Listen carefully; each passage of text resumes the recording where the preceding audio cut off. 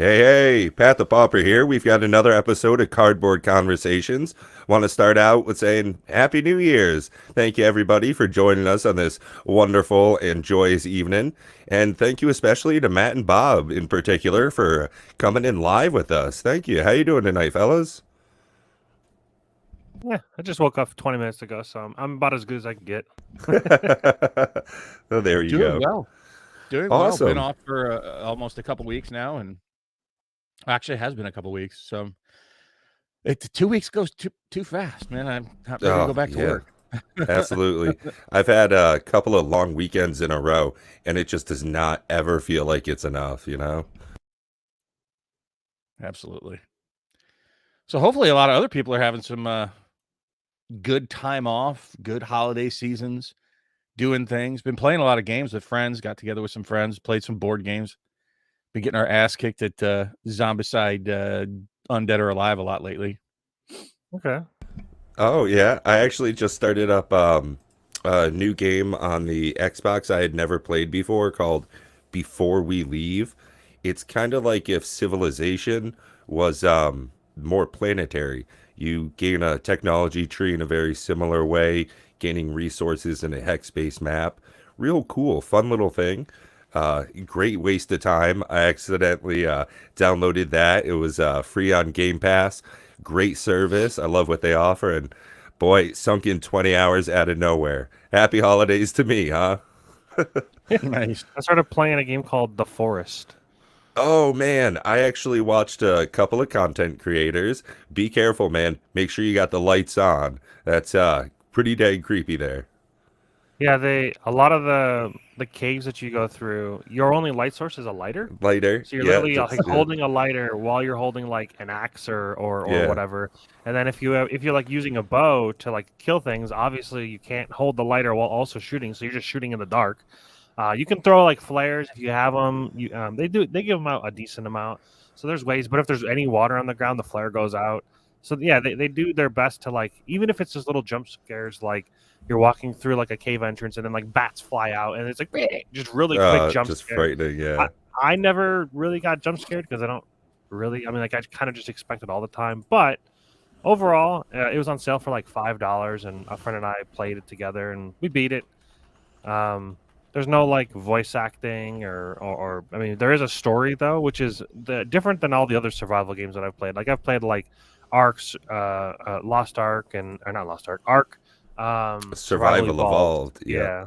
I've played a ton of hours of that, like probably like 300, 400, 500 hours of that. I've played Oh wow, yeah. Valheim. I've Yep. played tons of Valheim, and all of those games are fun, but they don't have like a story. I mean, I guess Ark does, but Yeah, sort of, but not it's really. kind of loose. Yeah. This is like in your forefront. Like you have like a to-do list. Like you pull out your like, little book, and it's like find Timmy. Like you crash on an island, Yeah. and your son Timmy got taken by like these Yeah. island savages. Yeah. So Well, yeah, if you want to find Timmy, just fun. watch Rudy.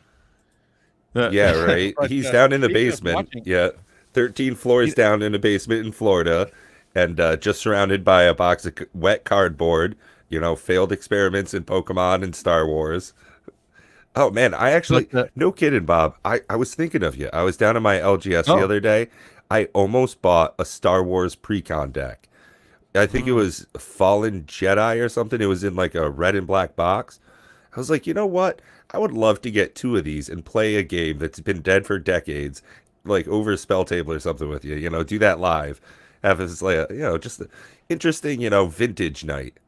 I'm surprised it's in the store still. Oh, this guy's an old Well, I man. mean, He's not going to get rid of anything unless it's for money. That's an interesting thing that we should definitely, get a little more into tonight. Talking about like what are dead board games and what would dead Magic look like. But Brian asked an interesting question. I haven't seen it. I heard about it. That we're already seeing Dominaria Remastered getting opened. So I actually was going to do voiceovers similar to what I did for the Double Masters 22. I have actually downloaded all three of the videos I saw from Oz MTG. Great LGS. I believe they're out of New Zealand. And they did 2 collector box openings and a draft box opening of Dominaria Remastered. Since they're an LGS, they got their hands on it pretty early. And, well, I gotta say, I thought they were pretty dang tasty. Did either Yeah, of you? I haven't Bob, you seen said them you yet. didn't catch it? I didn't catch it. Like I said, I've been, Nope. spending the holiday seasons, spending time with family and friends, and kind of doing what you're supposed to do during the holidays. And haven't really, it seems like there's not a lot of content going on out there at the moment. I've tried to keep the schedule with being live as much as I can, but I haven't really absorbed anything new. I think we're kind of in a, Mm, I don't really want to call it a lull, but sort of a pause moment because, in the next 45 days, right, we're going to have 2 sets release. right. Yeah, and That's going to I be pretty was quick. looking over at some of the show notes for our episode this evening, and I was checking out the schedule for 2023, and I think it's going to be very similar to 2022, where we have about a month and a half between every major set release, not even including the ancillary products of Jumpstart likes. So yeah, Bob, I think we're going to be right back into it the same way we were before, and we're just in Mm, that. I think there's a decided change in temperament Yeah. out there, though. Like, Oh, I I think I'm absolutely hearing agree. across the Yeah. board, Cheers to you know, that.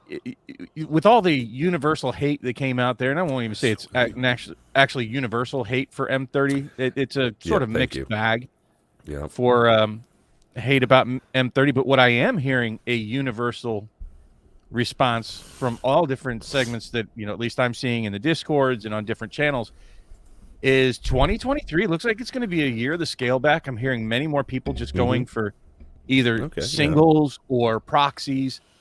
And I have a feeling this is not going to be and I was trying to wrap my head around what does that mean? If it's print to demand, right? And people scale way back, wouldn't that naturally mean that they're going to scale back the print runs? And then what that would mean is for the people that do buy the sealed Mm-hmm. down the road, that sealed should be actually in higher demand because there'll be a lower Right. quantity printed overall. Like there's this Yes. weird game that we're all playing here collectively with 20 million people, Yeah. completely unorganized. Emphasis on the That collect in that. Yeah. right to make the boxes more Oh, collectible, less of us have to buy it. It's such a right. weird Yeah. dynamic. For the item to appreciate, less people have to appreciate the item. At It. release or now, Yeah. right? Even It's like afterwards. only in Yeah. hindsight can you make the right Right. calls. And I was just having this discussion recently with my investing partner about our singles, what we think the market, our speculations, not financial advisors, but financial speculators with their own dang money. Now, we were talking about what we thought cards were going to be doing, what the market was going to be doing over the next 6 to 18 months, and what we thought good buys if we wanted to continue buying into the game, what we thought a good place to put our money would be. And that was exactly it for us, Bob, is some passed over sealed products. I mean, I recently just got a Strixhaven set box, and it was like $80. Now, that's a great item. I don't understand why it's still under $85. I was just looking today. I might thought about getting another one. Now, the reason you got excitement in my voice is buys just like this. I mean, Commander Legends, a good decent price, 125. Same thing for Ikoria. That's incredible because it's not going to be that low for very long. Hey, what up, Dual Brain? So for Hello me, to everybody in the audience, by the way. Thank yeah, you all for joining absolutely. us on this New Year's Eve, folks. Yeah, as Dual Brain said, Happy New Year's Eve. I hope everybody had a good 2022. It was a nice year of resumation. We came back alive. A lot of the world had stalled out during the big event that had gone on, and there was a lot of revitalization. And I hope everybody continues that along into 2023. Like I'll I say, said in a recent video, the world is what you make it. If you're going to be dour, life's going to be sour. But if you enjoy the rain, you'll bloom like a flower. well, thank you for all that beautiful poetry. But, when I look back at 2022, the thing that's going to stick with me absolutely most is going to be my favorite Magic the Gathering memory ever, bar none. Like, no contest, hands down. And that's going to be Magic 30 event in Vegas. Yeah, It that was a is blast. it is the best Magic memory I have, period, in the 30 years of my involvement with the product. So I'm grateful for Hasbro and WotC and Magic in 2022 with all the problems that there are. I think that you covered it, and I think we covered it on the roundtable Thursday about when we really sit back and look at the products in the scheme of things, these sets are really pretty good. All of them that Oh, came out this yeah, year. right? That's Um, one of the things that I just can't believe we've had so much negativity in such an incredible year. well, I think a lot of that is due to the change in the way that people look at Magic. And they've looked at it like everything I hear about when it comes to negativity and poo-poo and all this, it all comes down to financial value. That's where the Mm, rub and the irritation and whatnot, you're printing into oblivion. And like I understand the Pringles foils, but that's been around for at least a few years now. So if you're still here after a few years, you're just going to accept that your foils are going to be Pringled, right? That's just, uh, and yeah, you're still here. So either suck it up, Buttercup, uh, or bail because you get yeah, Pringled foils. Outside of that, the cards look good. right, yeah, I don't like many of the things that yeah, they're doing personally, like the number of variants, the number of SKUs, meaning product lines that you can buy, set yeah, boxes, versions, draft yeah, boxes, yeah, collector boxes, commander boxes, jumpstart mm. boxes, the two card, what was that? The two card Promo collector packs, pack promo yeah, cards, the yeah, the complete sample bundle collector or boosters, that's yeah, coming, the yeah, jumpstart in every set. Like it's just yeah, gotten it's gotten insane. It really is. Like you don't just buy a draft box anymore. They need to simplify it. Maybe not just go back to only having a draft box, but how about we don't have, just like with the salad bar. I love the salad bar analogy.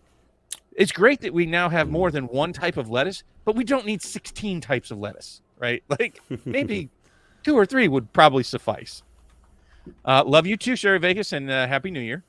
But so those things I don't enjoy. I don't enjoy the quality control problems. I don't enjoy, as an investor and collector, the amount of product that they're printing.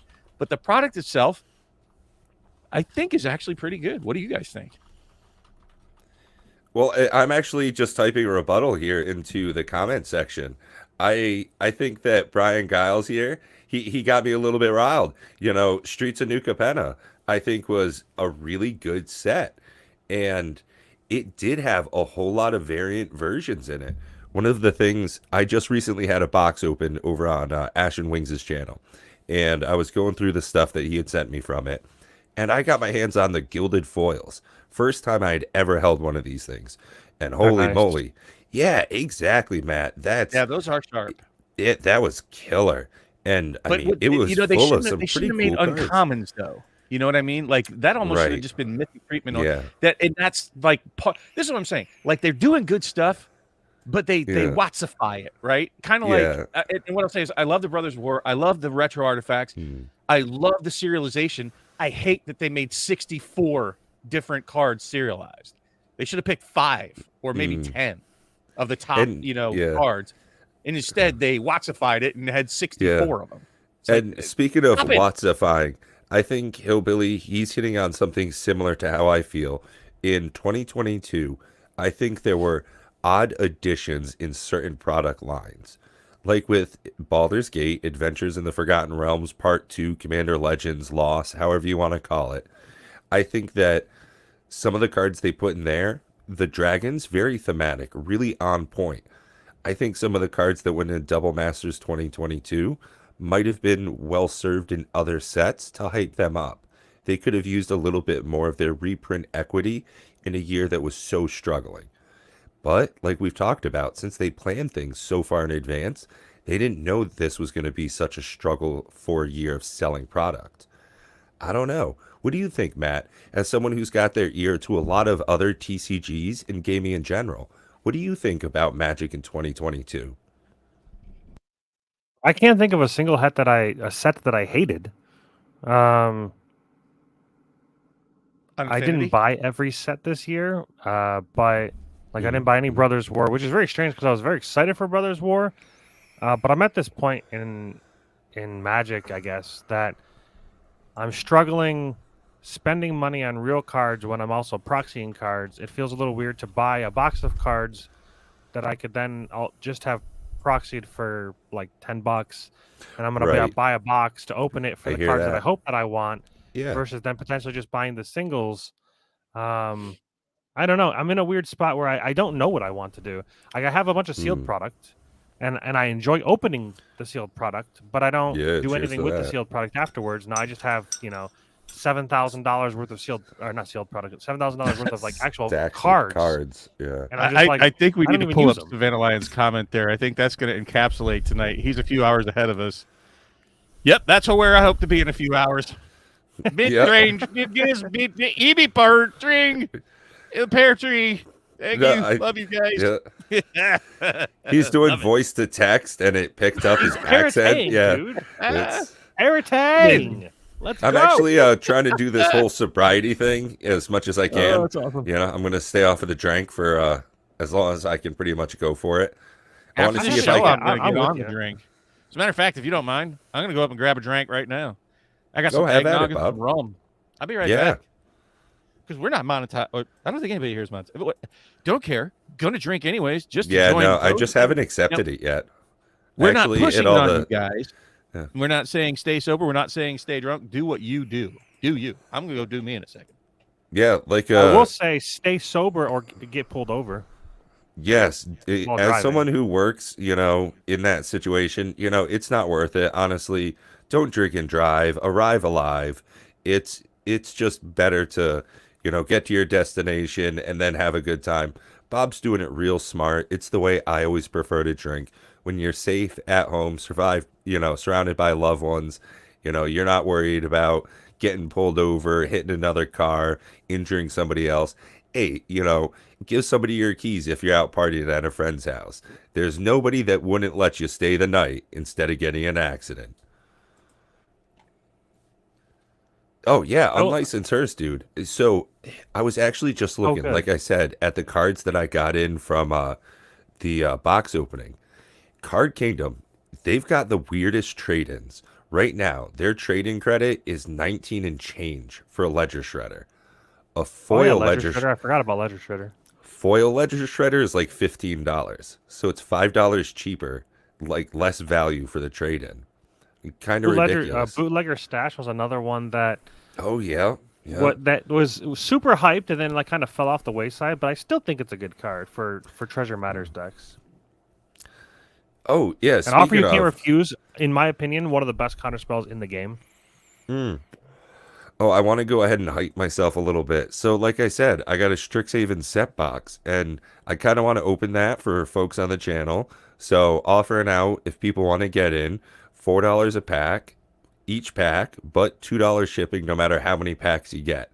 So, if you feel like getting in on that, hit me up on the email, and maybe we get into some of that for you. But either way, week goes by from now, I'm going to get into that stuff either way. So if it's for me, it's for me. If it's for you, it could be greater. True. Yeah, who knows? Save up all that value for their packs. That's what I like to do. I'll make sure to choose the sketchiest looking ones to open for myself. I remember the best part of ever watching a series of people opening packs for somebody else, like the YouTube what are they called, box breaks?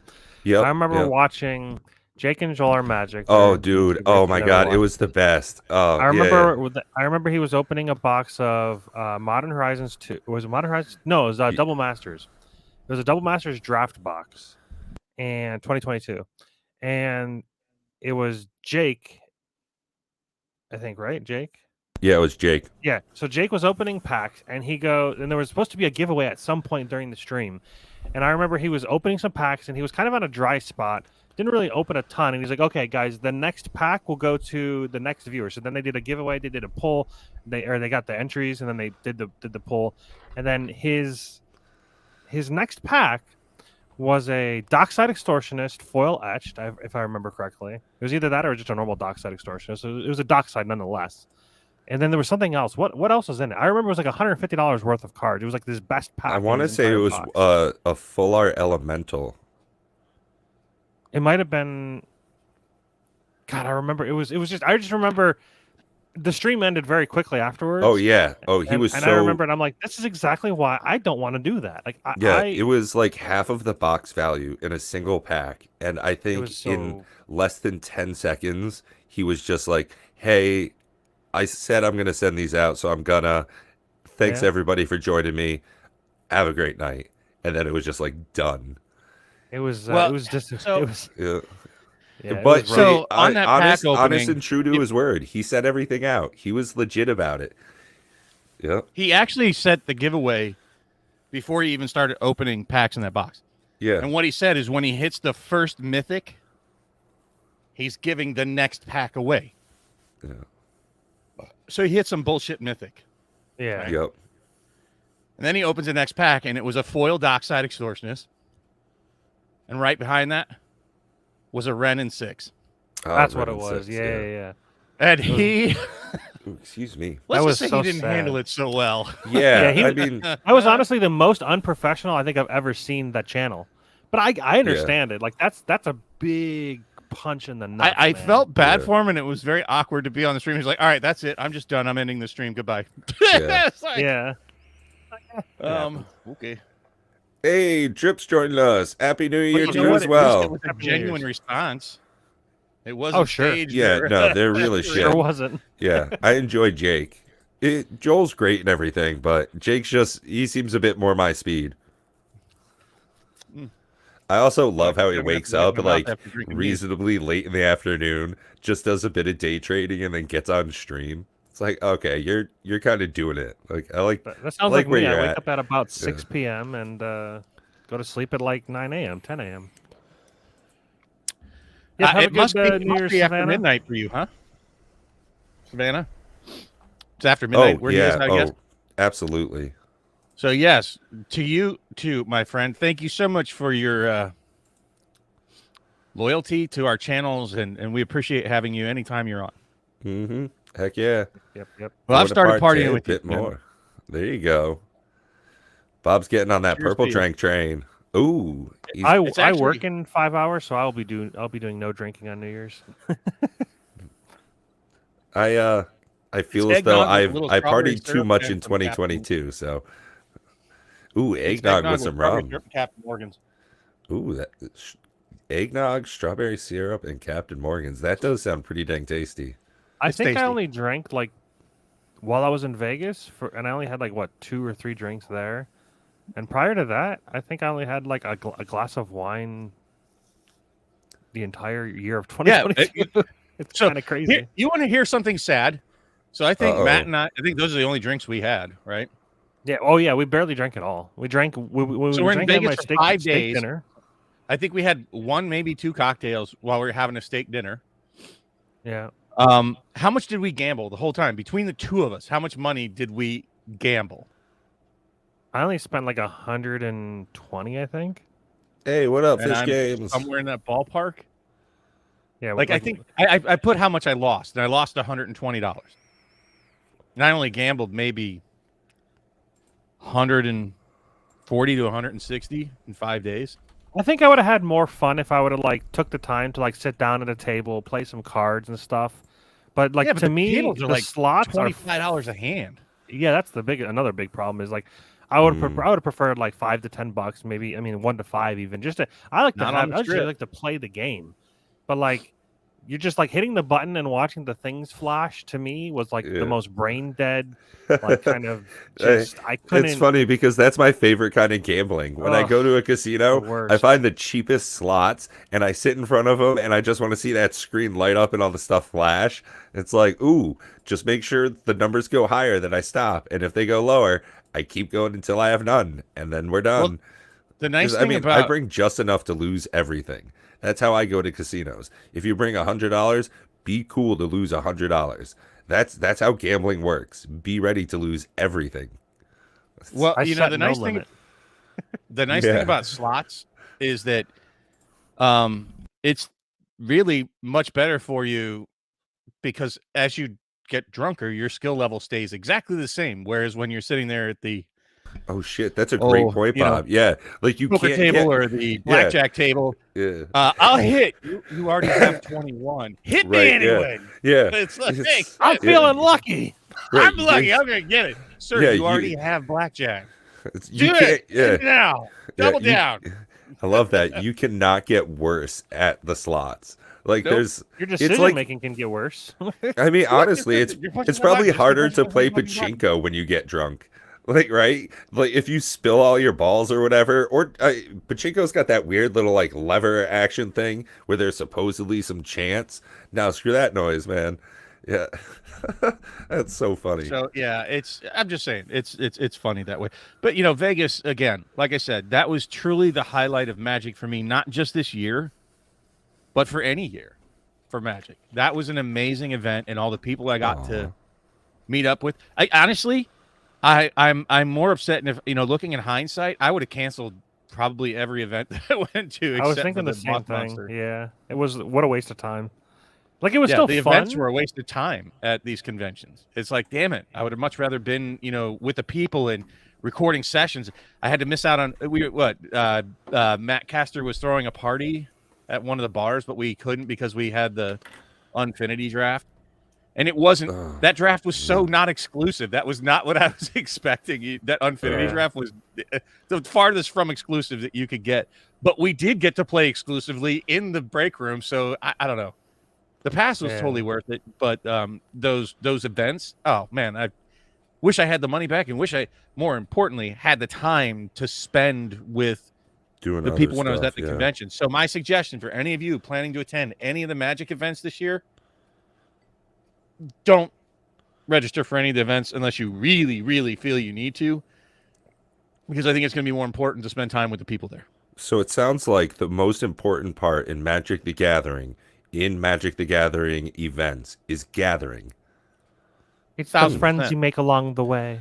Right. Seriously, Like when you it think sounds about so it, Matt, what was- cliche, but I mean, just because it's cliche doesn't mean it's not true. I heard someone say that in like some philosophy video I was watching recently, and that shit clicked. I was like, oh man, the reason it's a cliche is because people have been saying it for hundreds of years. Legitimately, it is the friends you make along the way. That's what this is all about. Like me, you guys, the people down here in the chat, it's not like this is going to go anywhere. We're not going to make money off of this. It's just making the friends, having the chats. Oh, you got me tearing up, Matt. God. No, it really is. So Fish, man, seriously. How much time do we even really have? Didn't you feel pretty rushed at the merchant booths? It's like we were constantly between things we had to get to, and I really didn't even get to spend much time looking at merchandise when I was there. It was like a hit at a booth along the way while we were going between different like events we had to go to, or the VIP room, or going to hook up with somebody. So it was, I Bob, I'm happy absolutely loved meeting with people, and I wish I would have had more time with them. Happy to announce that there's a Black Lotus VIP badge for Philadelphia. You can buy it right now. It's still available. Yeah, think about that. That's a weird thing. I bet. I know. I'm looking at it. I'm like, I was surprised. I thought they would all be sold out. None of them. Well, I'm betting that they're not getting the Magic 30 packs at Philadelphia. That's probably not. I'm looking through the thing. You get a 3-day weekend badge. You get the lanyard, 4 traditional foil arcane signets like we got, 3 mystery booster convention editions. So those are kind of whatever. 3 Phyrexian all will be 1 collector boosters, 3 draft for the same set. You get a Traxa playmat, which probably will look nice. You get Traxa deck box and sleeves, Secret Lair, Look at the Kitties, which I actually like that one. Command Zone access to all 3 days. There's some kind of complimentary access to the field. There's another party they're gonna do. VIP lounge. Oh, we know how good that one is. Well, I wouldn't expect their VIP lounge to even come close to our experience. No, what I mean, that was my biggest thing was just like the lunch lady. You need to make that a package, right? Like that's what I said. There was like a diamond level Black Lotus pass that lets you have personal access. Even the normal Black Lotus pass, $700. I mean, if there's only 300, they can make that work.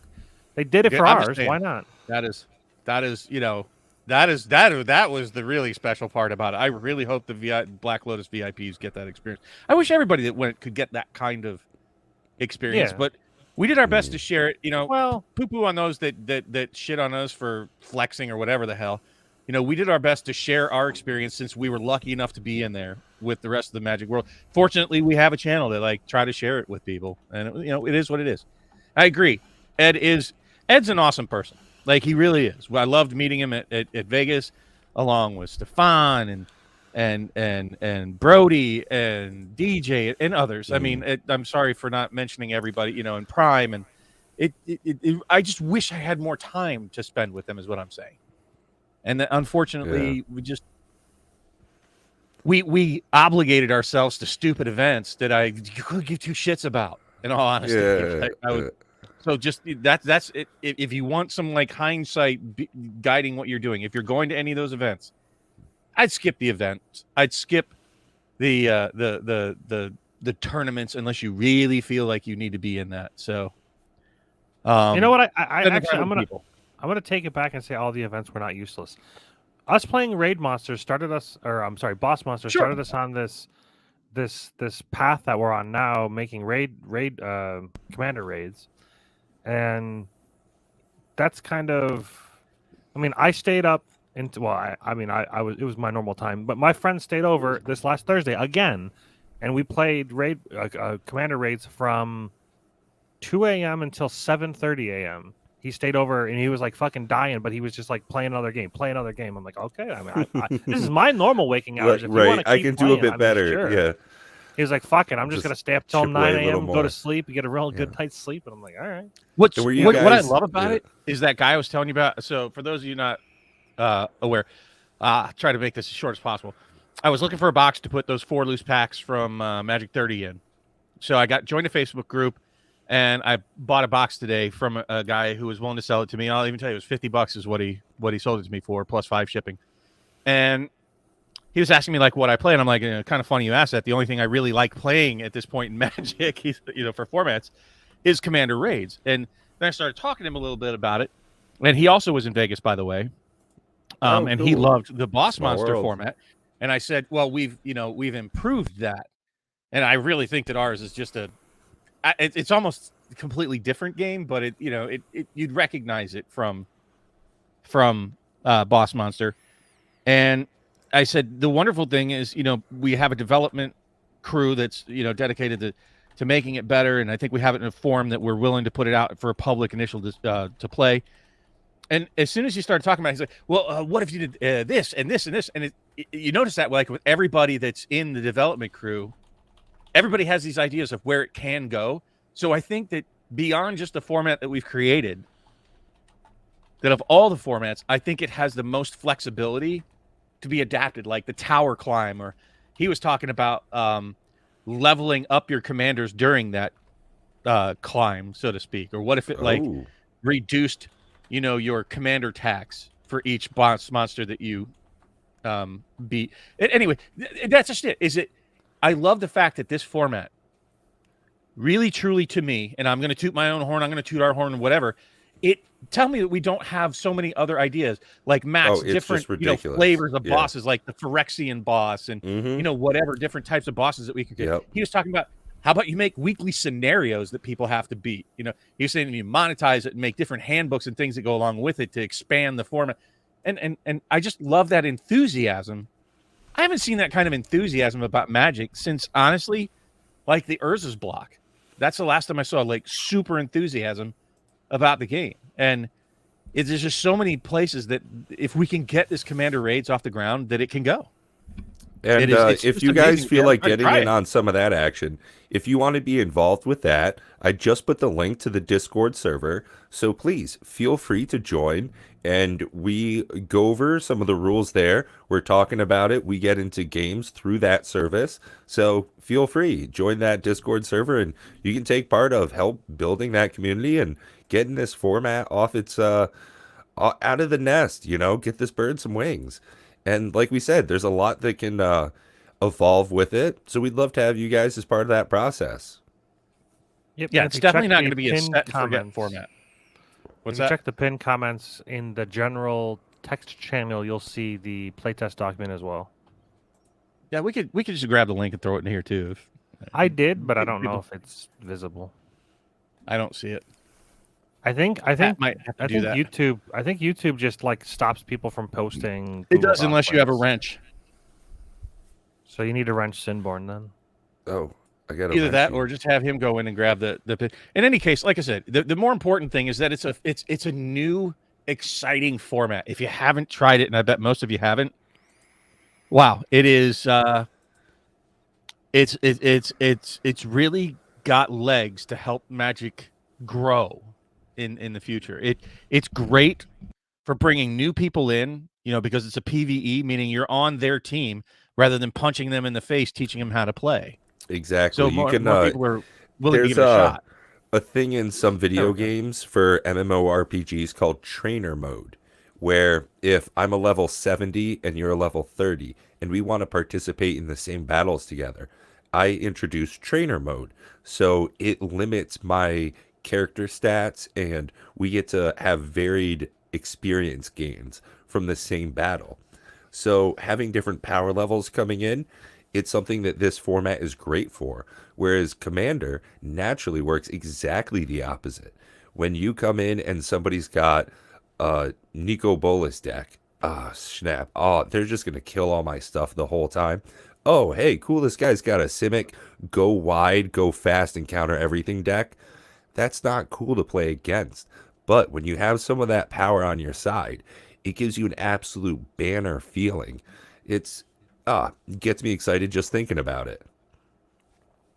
Yeah, so it's one of those seriously, things where give it a shot, guys. We're not making any money off of this. It's just No, it's a and that's not passion going to be, product we yeah.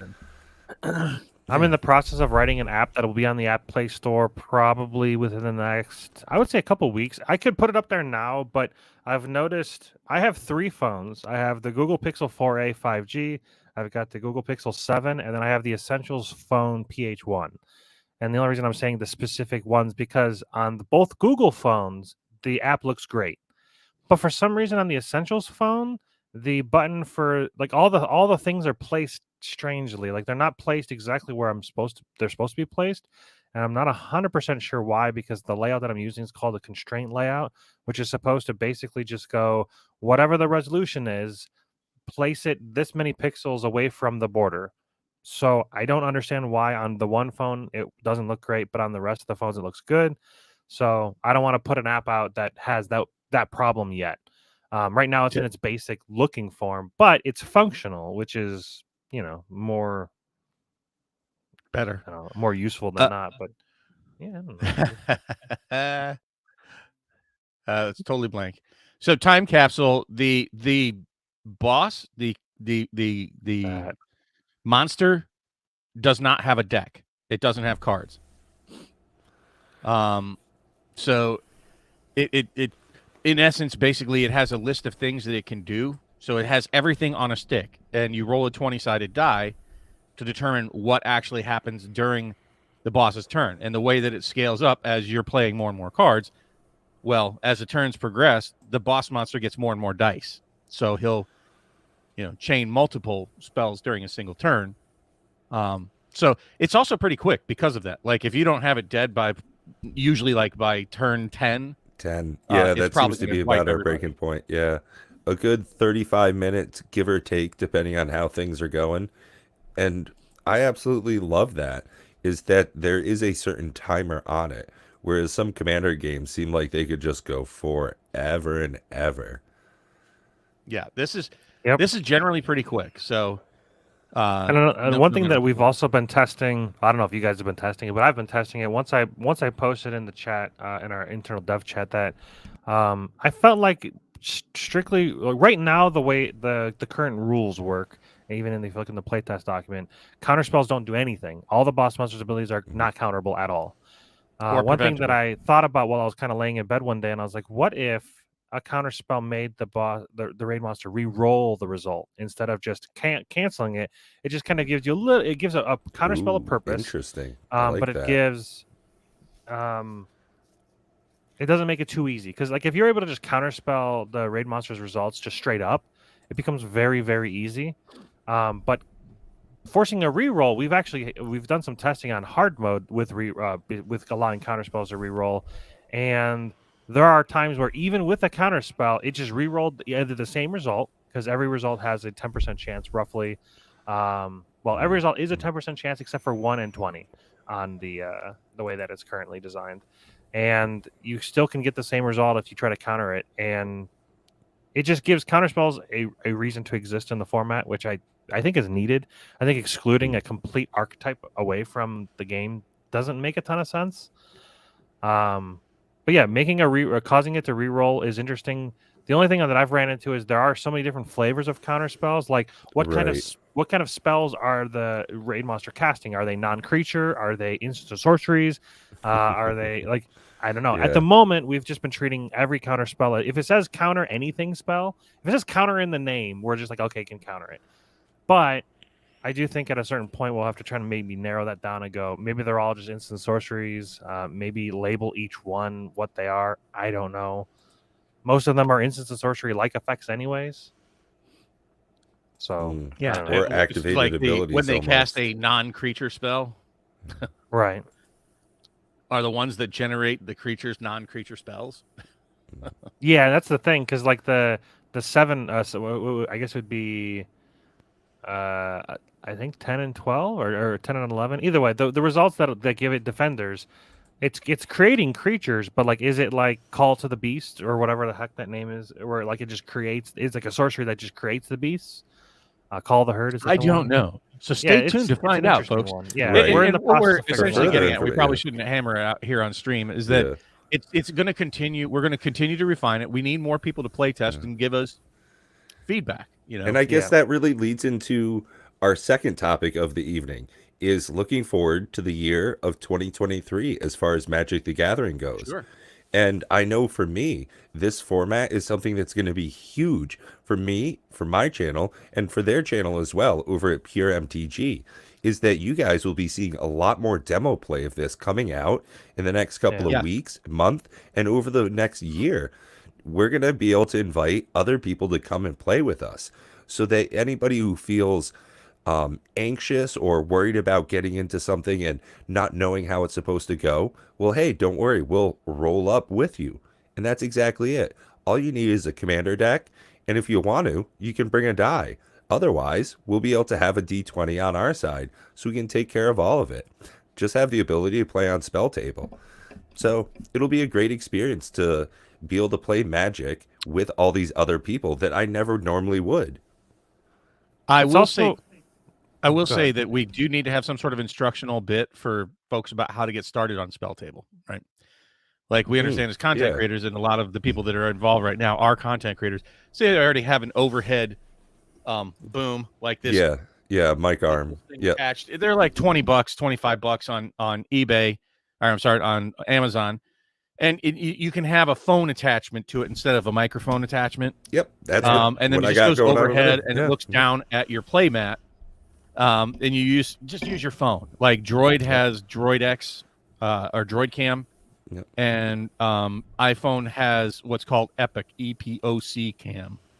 So you can turn your phone into a webcam, or you can use a webcam, whatever you have that could look down and clearly read cards. That's what Spell Table requires.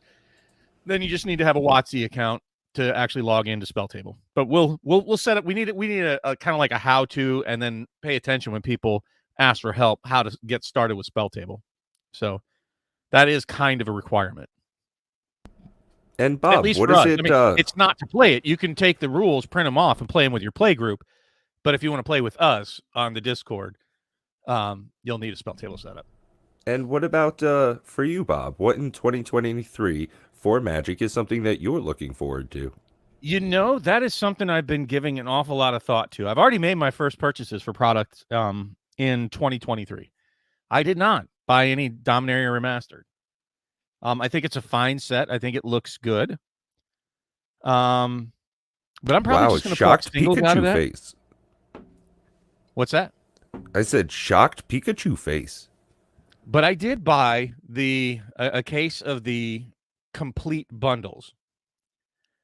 It's the first of its kind, having those complete packs. Plus, I really like the what was it? Oil stained rays, Oil slick slick. rays. oil Yeah. slick, textured, touch it, fuzzy, scratch and sniff cards. Those That's lands are pretty interesting to sweet hear you me. say. I know one of the complaints that one of the gripes I've had personally in Magic is all the different variants. So it's interesting to hear you say you're picking out that product specifically because of a variant in it. Yeah, but Interesting it's move. really a small amount. I mean, in all honesty, a case of bundles, there are like 6 bundles in a case. Yeah, Now those are kind of that's not a expensive huge purchase. Yeah. but they were $60. I got them at like $62 a piece for the case. So that's not bad. Right. Other Yeah. than that, the only other budget I have set aside this year, and it's going to be tentative. They could totally AFR it because I love D&D and I was so looking forward to that. And wow, they really popped my big red balloon with D&D. And I know that Matt doesn't agree with me, but for me, it did. And that's Lord of the Rings. Yeah. My favorite IP is Lord of the Rings. I love Lord of the Rings, favorite movie ever. And I am trying to still be optimistic and setting aside at least enough for 2 cases. Not set cases. But maybe a draft case and a collector case, depending on what they have. Maybe Commander decks, if that's the only place I can get Gandalf or something else that I want, or like some of the other less known Radagast types in Lord of the Rings. There are actually 5 wizards, but they only mentioned 4 of them. Palando is one of them. At any rate, they could totally AFR that set. So that's going to be one I'm going to have to wait and see the entire product lineup Right. As we before get I'm closer. willing to invest in anything. Outside of that, even though the others look appealing enough, I don't like the direction of WotC currently, and I think we're in for, I'm not going to sugarcoat it. I think we're in for a couple of rough years in direction of the company. So buying boxes for setting them aside for sealed collecting just doesn't seem that appealing to me. So I'm really only going to drop money in any nature on things I absolutely would love to have myself and have no intention of selling. Ents, So- Bob. Yeah. There could be Oh, Ents Ents. in that set. Yeah, I mean, so have Now, you one made of a the- choice? No, one of have the you made a things, decision? No, one of the we've things only I just have heard read about morning. the set for the Lord of the Rings set is that it is specifically tailored to all play audiences. So from what I understood from their meaning on that, in later discussions about it, is that it was going to be standard, modern, and commander players are No, what they're aiming at. No, they said it is straight to modern. Straight to modern. Yes. Yeah, Oh, but not a standard. replacement for the modern set this year. That it was going to be tailored to a wider I don't know audience. what that means, but that was the verbiage that they used initially. I'll have to go back and rewatch it, but I remember that burning in my mind as they said it'll be a straight to modern. And I'm like, ooh, that's interesting. But modern folks don't really love a lot of reprints. A big change, they, yeah, and not even just and they reprints. don't like a lot of yeah, they don't like a lot of upset either in their formats, because they spend so much money on the decks and kind of tune them. exactly, yeah. So they weren't even. I was surprised they weren't that. Even though they used the cards in Modern Horizons 2 because it was such a banger set, and it really kind of flipped the tables over on all the modern players. Just so much stuff came into it. From what I understand, and I'm not a modern player, so I just take this from like talking with Nikachu and others, that they weren't really big fans of Modern Horizons and Modern Horizons 2 because it basically just completely upset the apple cart. So they don't like a lot of reprints, killing their value, and they don't like a lot of new cards either. Seems like the modern players really seem to relish a gradually changing format that's not constantly changing and having to, chase the dragon like you do in standard. They said that's what Pioneer's for, and it's like I get it. So I'm curious to where that sits. Me personally, like I said, I'm only playing Commander raids, and that's no shit. So I hope we get to have some exciting, Lord of the Rings cards I can shove in my Commander decks to play. Well, the that's raids, one of the though. interesting things is I would like to see a variation on the previous mechanic of the party mechanic that we saw Oh in. no. Well, see, like I said, a variation. I did not like how Infect worked. I much more like how they're doing Toxic in the upcoming Phyrexia series, where it doesn't have the -1/-1 counters. It still works just as poison. I want to see him If bring back mutate. yeah, yeah, right. Well, I'm just Bring back thinking what? as far as Mutate and companion. Oh, mutate. yeah. No, Well, they're never doing companion that might again. be something we see a bit more. That's very thematic to the idea of the Lord of the Rings. And I'm not sure what they're choosing for the a base for Lord of the Rings. When they say Lord of the Rings, do they mean specifically the Fellowship, the Two Towers? Is it the Return of the King? Is it the original trilogy? Are they talking the Hobbit? Are they talking about that extended stuff that they're screwing around with on Amazon, ruining people's dreams? Who knows? Lord of the Rings is a very large IP. Yeah, I mean, I'm just saying that's where I'm going. Yeah. But in all honesty, I think 2023, as far as like cardboard goes, I'm actually looking elsewhere. Mm, I am very, very intrigued by Lorcana. I'm going to keep a Same. very sharp eye on it, and I'm Yep. going to reserve most of my budget for cardboard this year for Lorcana.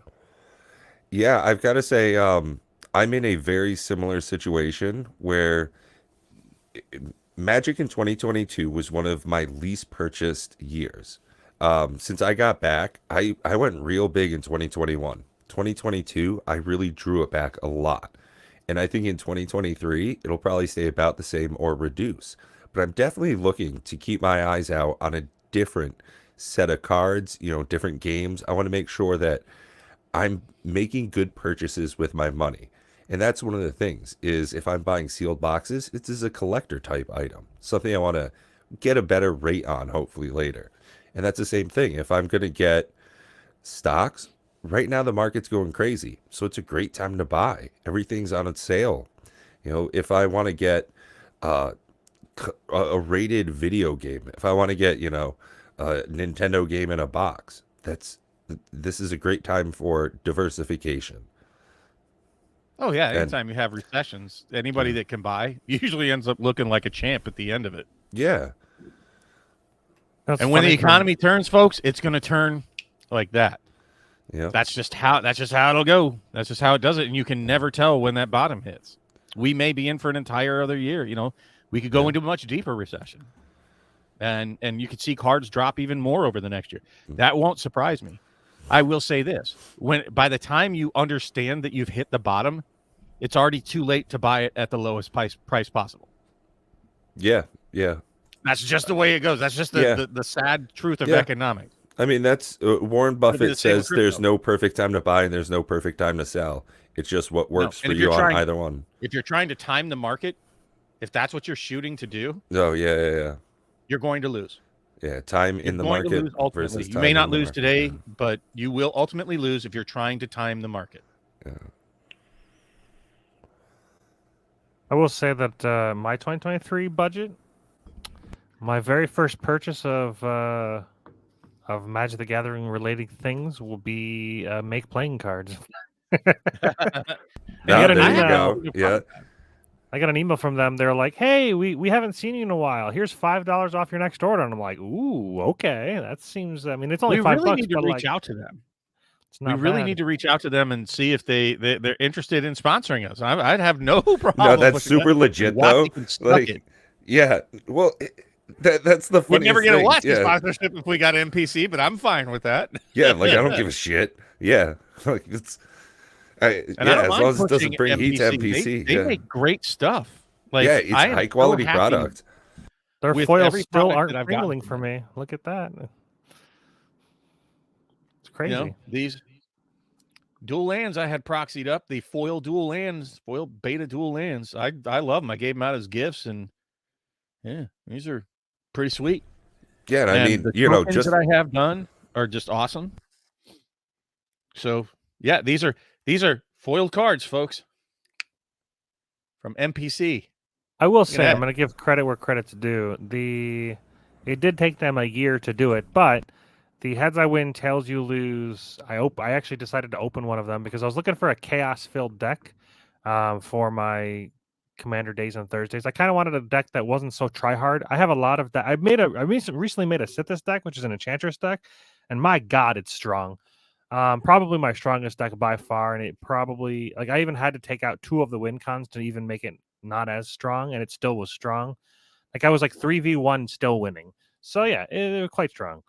But Oh, jeez. so then I made a fun deck, and I wanted to make a chaos deck, one that's designed to kind of just like who knows what's going to happen next. And then I kept Yeah. googling like what's the funnest chaos deck, and a lot of people are saying the heads I win, tails you lose is pretty fun that way.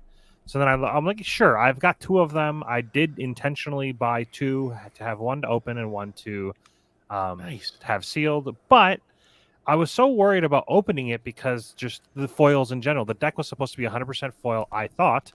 That was one disappointment that I did not know that I was in for. No. It's only like 6 cards. Only half the deck is foil, which is a big scam in my opinion.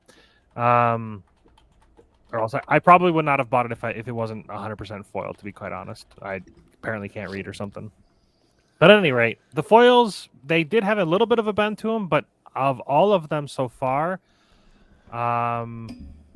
it wasn't that bad. Like there is quite playable. If I hold the cards like this, like I normally would, they're not really noticeable. So I guess that's a win.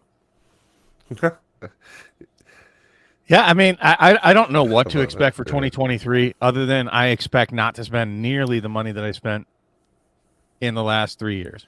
Yeah, and I mean, Not even close. it's one of the things I've been learning about in some of my growth, right? Is that all the things you say no to, you are able to say yes to something else. Sure. So by not buying Magic the Gathering product, by not buying $1,000, $3,000 worth of shit from WotC, you can go and have a nice vacation with the family. You can have those extra big breakfasts when you go out with your coworkers. You can maybe indulge in some more RAM for your PC, some more play mats. You can go and say yes to a lot of other things. That's something I'm looking forward to. By not going out and eating these nice lunches all the time I used to do with my coworkers at my previous office, man, I saved up. Next month, I'm buying a nice gaming PC. By saying no, you get to say yes to other stuff. So be smart. It's like Moxman says, shop S-Smart, shop smart. You know, spend your money wisely. Yeah. I mean, I think that my advice to most people would buy only what really appeals to you and only in quantities that you want to have. Don't look at it as much as an investment and try to get back into it more as a game. Mm-hmm. And even if you want to have collectibles, that's fine too. Look at it as a collectible. But I think 2023 should not be the year of the investor. Oh, Not yeah. for Magic. Yeah, not into cardboard. I think like I said, it's that double-edged sword. It's that conundrum. Like if you buy more, they'll print more, and if that Oh, my happens, then it'll be goodness. worth less. So, but if you don't buy it, then it'll be worth more in the future. So it's this odd conundrum. And if you just want to have a little bit of exposure, let's just say that the fervor, and yes, that's a word, and it's not just everybody attacks all the time. Yeah, right. It's not just the card. It should be better thought out this year. That I think with the revelation at the fireside chat, that's the first time I ever heard him. Basically, let me boil the whole thing down. TLDR, they're going to print that shit to infinity, like for the foreseeable future. Yeah, exactly. No acknowledgement that they're making too many sets. No acknowledgement that they're printing way too many cards. And paraphrasing, printing too many of a card doesn't drop its secondary market value. Like that, There's no evidence to dictate that, Bob. In aggregate, no evidence. Yeah, There's no in evidence. Aggregate. It's just I can't. That may forget Magic 30 and people with their whole reserve list bullshit. That statement alone, that made me lose consumer confidence.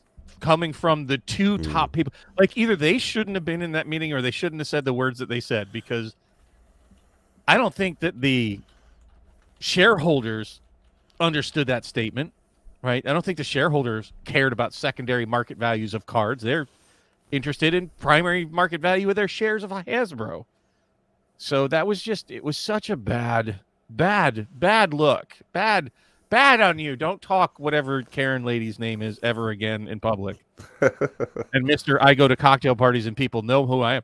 I have many leather-bound books. People know who I am. I'm kind of important. People keep talking about that statement, and I went and I listened to the shareholder meeting. I don't think there's a problem at all with that statement, honestly. What he's saying is when he would go to the meetings as a CEO Not or meetings. as a big posh meeting. Well, okay, sorry, I'm sorry, parties. When he goes to big Cocktail posh parties, people Cocktail typically parties. won't know who you, whatever, cocktail, whatever you want to call it. What he's saying is that Magic has grown and it's now so recognizable that he's recognized at those parties. That is a good thing.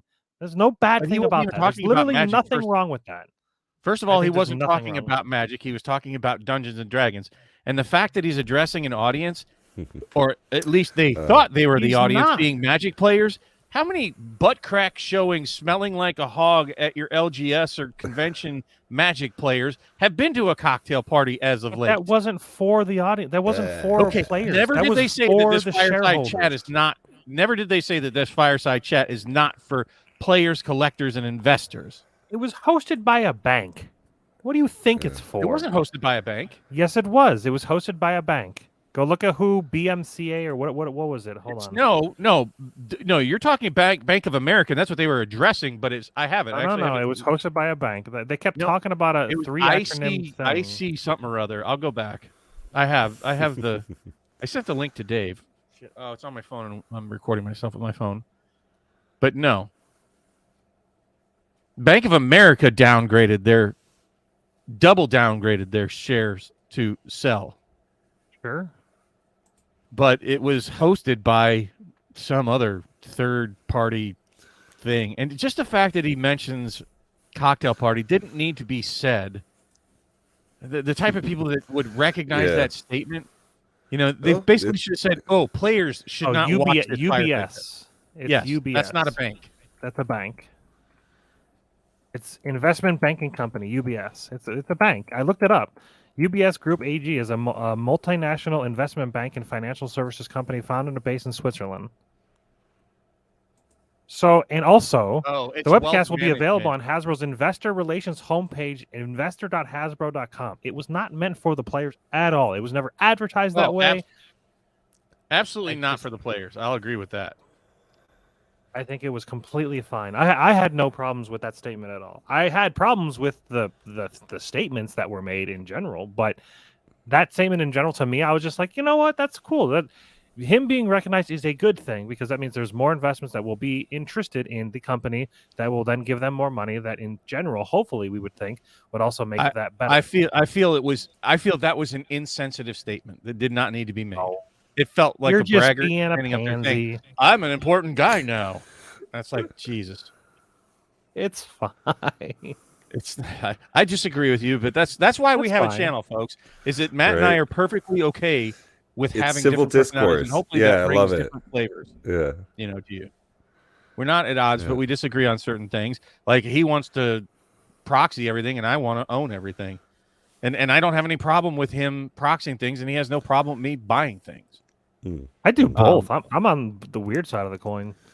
But at any rate, that fireside chat to me as a collector, investor, player in Magic, that shook my consumer confidence. That what it says to me, and this is the way I am interpreting it, my opinion of what she said, is that they are neither going to slow down the sets that are coming at us. They're not going to slow down the printing presses on the quantity of stuff that they are printing. That's not true. They said that they're spacing out next year's set releases. No, she said that basically we misunderstood 2022 because there were problems with things backing up and they had two releases at the same time. But the actual overall quantity of things being printed, no. And what they said they're spacing it out a little more is they delayed the release of the Phyrexia all will be one by 1 week. That's it. So no, which actually screwed over multiple They're not people. slowing down shit.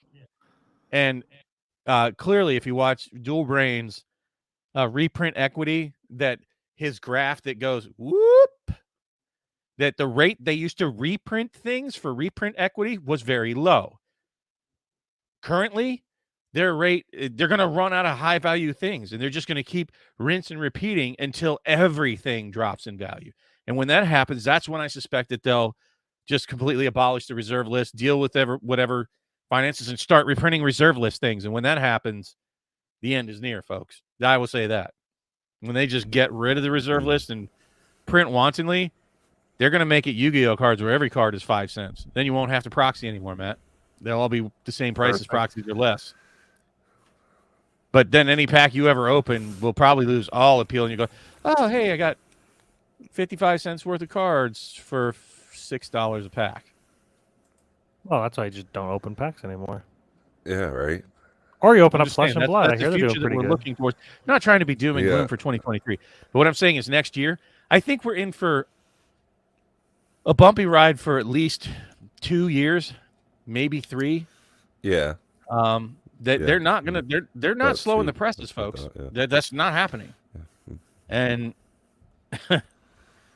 until that direction changes, I'm not buying a lot of sealed product. I'll buy what personally appeals to me and I want to have to crack and own and play with my friends. But as far as investment, it's dead to me until they change direction. I'll tell you one thing I'm super excited for, non-Magic related, is the Ashes Reborn. It's another card game. They have a multiplayer format in the works. This should be coming out in the next month or so. It's called the Hydra something or other. Ashes Reborn, maybe it's just called Hydra. But if you've never played Ashes Reborn, highly recommend it. You can get the entire. It's one of those. It's a living card game where you just buy the cards. You don't have to worry about collecting them. Like you have all of them when you buy the set, and you can get the entire set with the dice and everything. There's no mana screw if you don't like Magic because of mana screw. You just roll dice and you get the resources on the dice, and it's freaking great.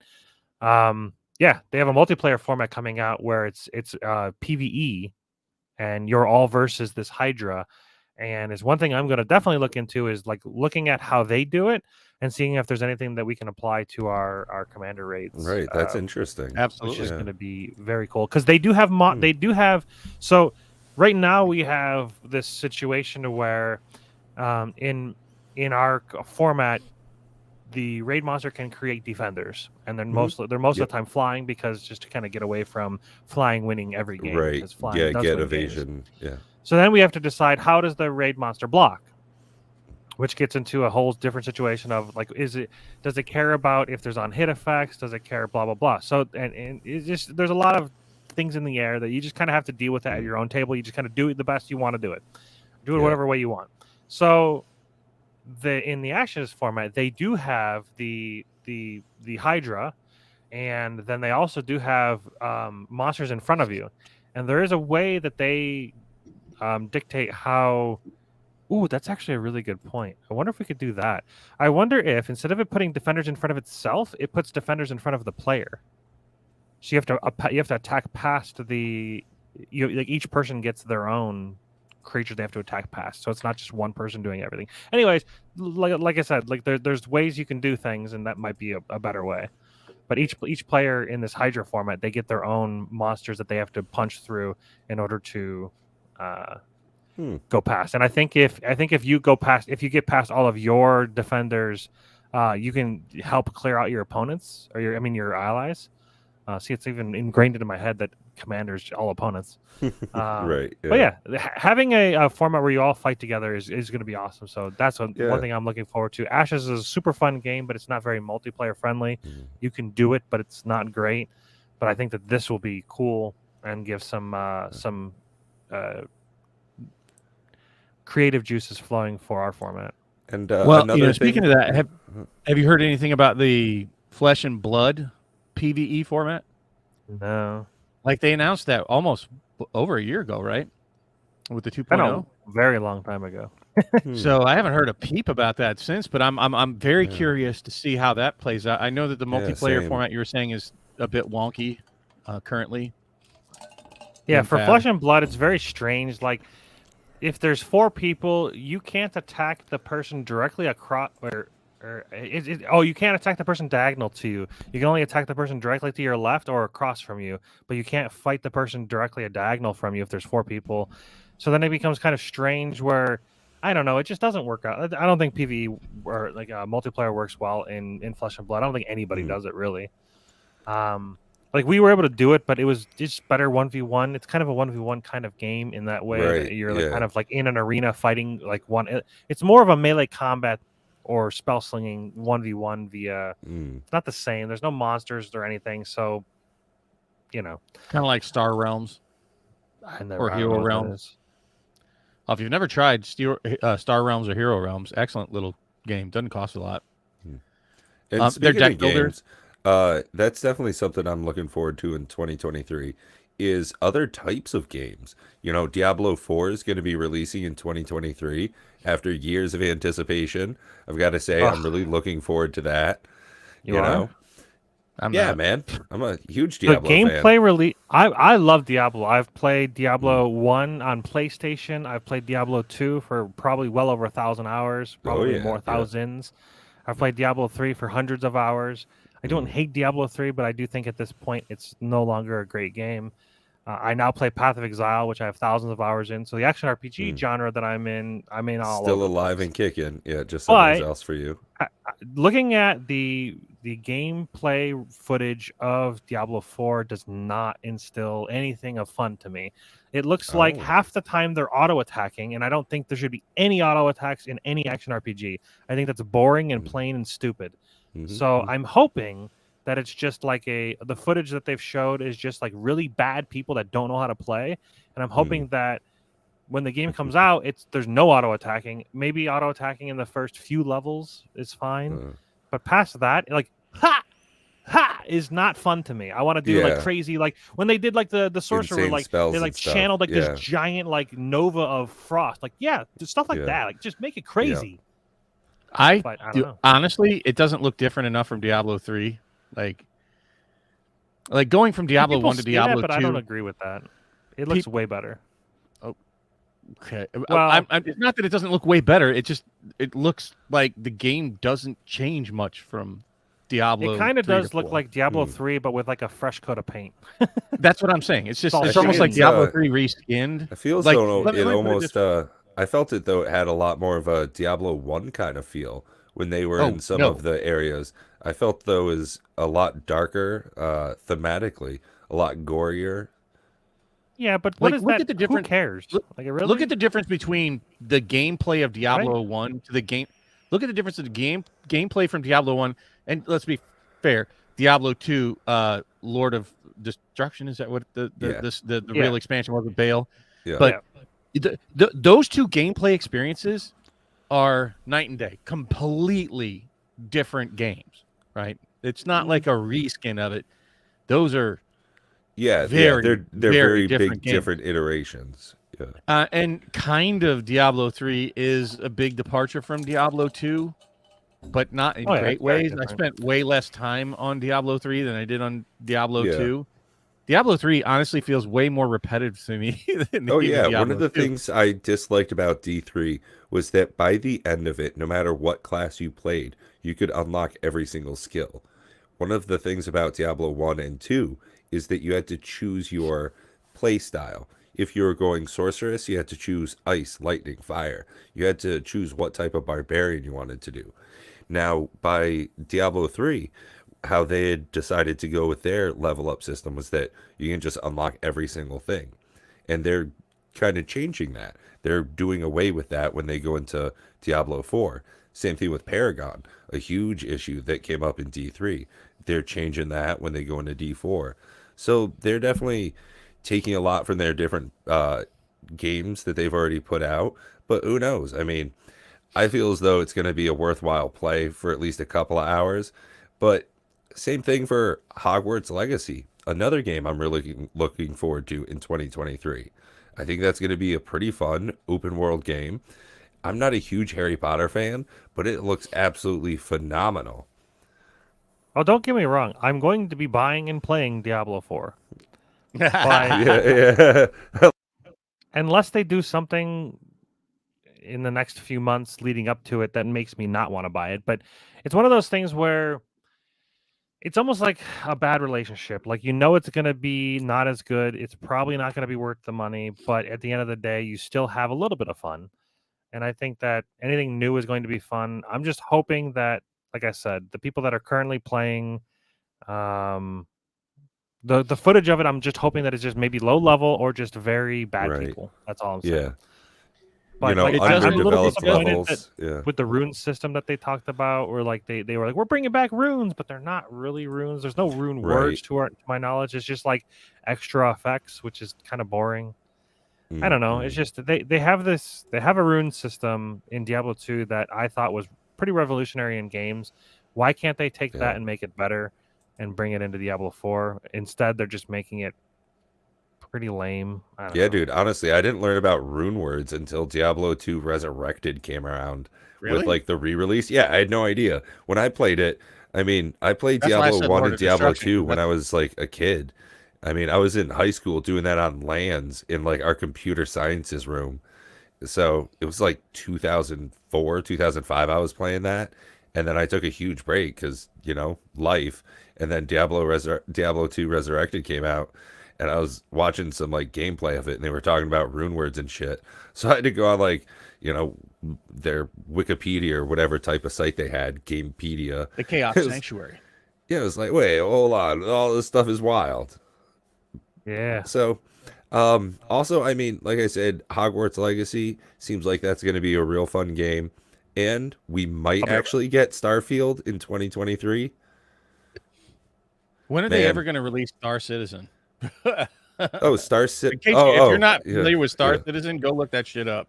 Yeah. I think it's the longest game in development in history. Yeah, and I think they had like over $1 billion of investors, and it's still in like beta testing. So like some people can play the game, but it's not like finished by any stretch. It's friggin' wild. I'm currently retro gaming, and I was watching Mr. Llama SC do a playthrough of Dungeon Siege. Love that guy. Which I used to play Dungeon Siege back in the day. And one of the mechanics that I like about that game, like I liked in Ultima Online, and I think they kind of do it in Minecraft a little, and that is to get better at a thing instead of just, I leveled up. I get to choose to be better at swinging a sword. You have to do the thing, right? In order to get better at swords, you have to go out there and attack with a sword. You keep attacking with a sword, and it eventually levels up. If you want to get better at magic, you keep casting different schools of magic, and they level up. Like, there are so many great mechanics that they have in different games that they just have not brought forward with them. It seems very weird. You know which game? I play a lot of MMOs, and you know which game I think had the best travel mechanic in it, period? I don't know. World of Warcraft, I thought was kind of Ultima Online, huh? Why Ultima Online has the best travel system that I can think of. The way that it worked is everybody carries around a rune book, right? And you have unmarked runes that you carry with you. You buy them, and you have to have so many for everyone that you want to mark a location somewhere in the world. You have to have a blank rune. But once you get to a location where you want to recall to, is what it's called. So you cast recall, and then you target a rune that you've marked at a previous location. You instantly travel there. So no matter where it is in the world, if you want to instantly travel there, you just have to go there one time first, and it could be with a friend. They could take you there. You mark a rune there, like at the entrance of your favorite dungeon, and then from then on, for the rest of the game, you just cast recall, target where you want to go, and go to that instantly, fast travel. boom, you're there. I hate traveling in games. I'm not. I don't know how else to say that. Fucking slow travel in any MMO is the absolute worst. I don't understand why they want to punish you. So I'll be legit. Minecraft is one of my favorite games. I've probably logged the most in that, easily thousands of hours. And I'm a huge Fallout player. I love strategy games. The original Warcraft series. But Minecraft, the ever evolving, keeps getting me back. My biggest problem in Minecraft is just fucking walking from one place to the next. The amount of time I spend building like nether hubs so I can go way faster, like building mine carts in my nether hub, like it's just bullshit sometimes having to just tromp around in some games. I started playing. we'll take World of Warcraft, right? Most adults that can afford to play video games and buy them have jobs, Yeah. which means you don't have unlimited 24 hours a day living in your mom's basement eating Cheetos. Yeah, dog. So most people, they have dinner to make, and they have kids, and they have Yep. errands to run, and their cars to get, Yeah, balls the to oil wash, changed, floors to vacuum, garbage to take out, grown ass shit YouTube to take care channels of. Yeah. to have live streams. And so that means that I might have 2 hours of downtime here and there. But if I have to spend 45 minutes of that traveling, and let's say you only have an hour to play, Oh, dog. the Yeah, games that's that punish you by 45 minutes of travel to get there. Well, fuck it. I'm Yeah. not even going to play the game. I Yeah, can't log in it's- and do anything meaningful. Yep. I would hate Black Desert Online. Again, I hate any games There that is punish zero you fast by traveling. making you You cannot travel. You're teleport. not Yeah. doing shit while you're traveling. Yeah. It's just boring ass traveling. At least like I'm Matt. I think I've got the Maybe same thing. maybe there is. There's Red Dead Redemption 2. That's like the one time where there's very, very limited fast travel. You unlock it later on. You can do stuff when you set up a little campsite, but for the most part, you're just riding on your horse going from one place to the next. It's so odd that that's like the one game where I'm cool with it. When I realized you can like do a cinematic mode, you get your horse on a trail, you got like a marker where you're going somewhere, and you can just zone out the camera, and it like kind of just follows your character slowly across the screen. Shit's awesome. But I'm also getting like toked out and just like watching the background like happen. So the one game where I'm cool with that. But otherwise, it's bullshit having to tromp around. And some games, again, Minecraft, you have to like get more boots because you walk around so friggin' much. It's ridiculous. I'm just saying, I hate the travel, and I hear what you're saying, Brian. You don't get the random encounters. Most games, you don't get the random encounters when you're traveling because you're on road systems that you don't get encounters on, first of all. Secondly, I don't want some bullshit low-level random encounter that has no reward for me when I'm level 85 fighting, traveling through a level 15 zone. Nothing I hate more than traveling than killing bullshit monsters that are just a waste of my time that award me with nothing. I don't want that kind of encounter. I'm just saying I hate slow travel. And I heard a dev once say, well, we created this big, beautiful world for you and spent all this time on it. We want you to have to see it. I'm paying you fuckers. I want to determine what I do during my free time. Right. If I want to walk around and pick flowers and look at sunsets, I'll do that. Yeah. You're not stopping me from doing that. But what you're stopping me from doing is playing meaningful content when you make me have to slow travel places. Yeah. And I'm paying the bills. So yeah, I hate slow travel. But what I was getting at. So anyways, slow travel is one of the things that absolutely bothers me. And it's funny that one of the first MMOs had the best travel system that I can think of in any MMO, and none of them have it today except for Ultima Online. One of the other things that they did, again, they had the pool of skill points that you got better at a thing by doing a thing. Like, and you have a limited pool of, let's say, 1,000 points.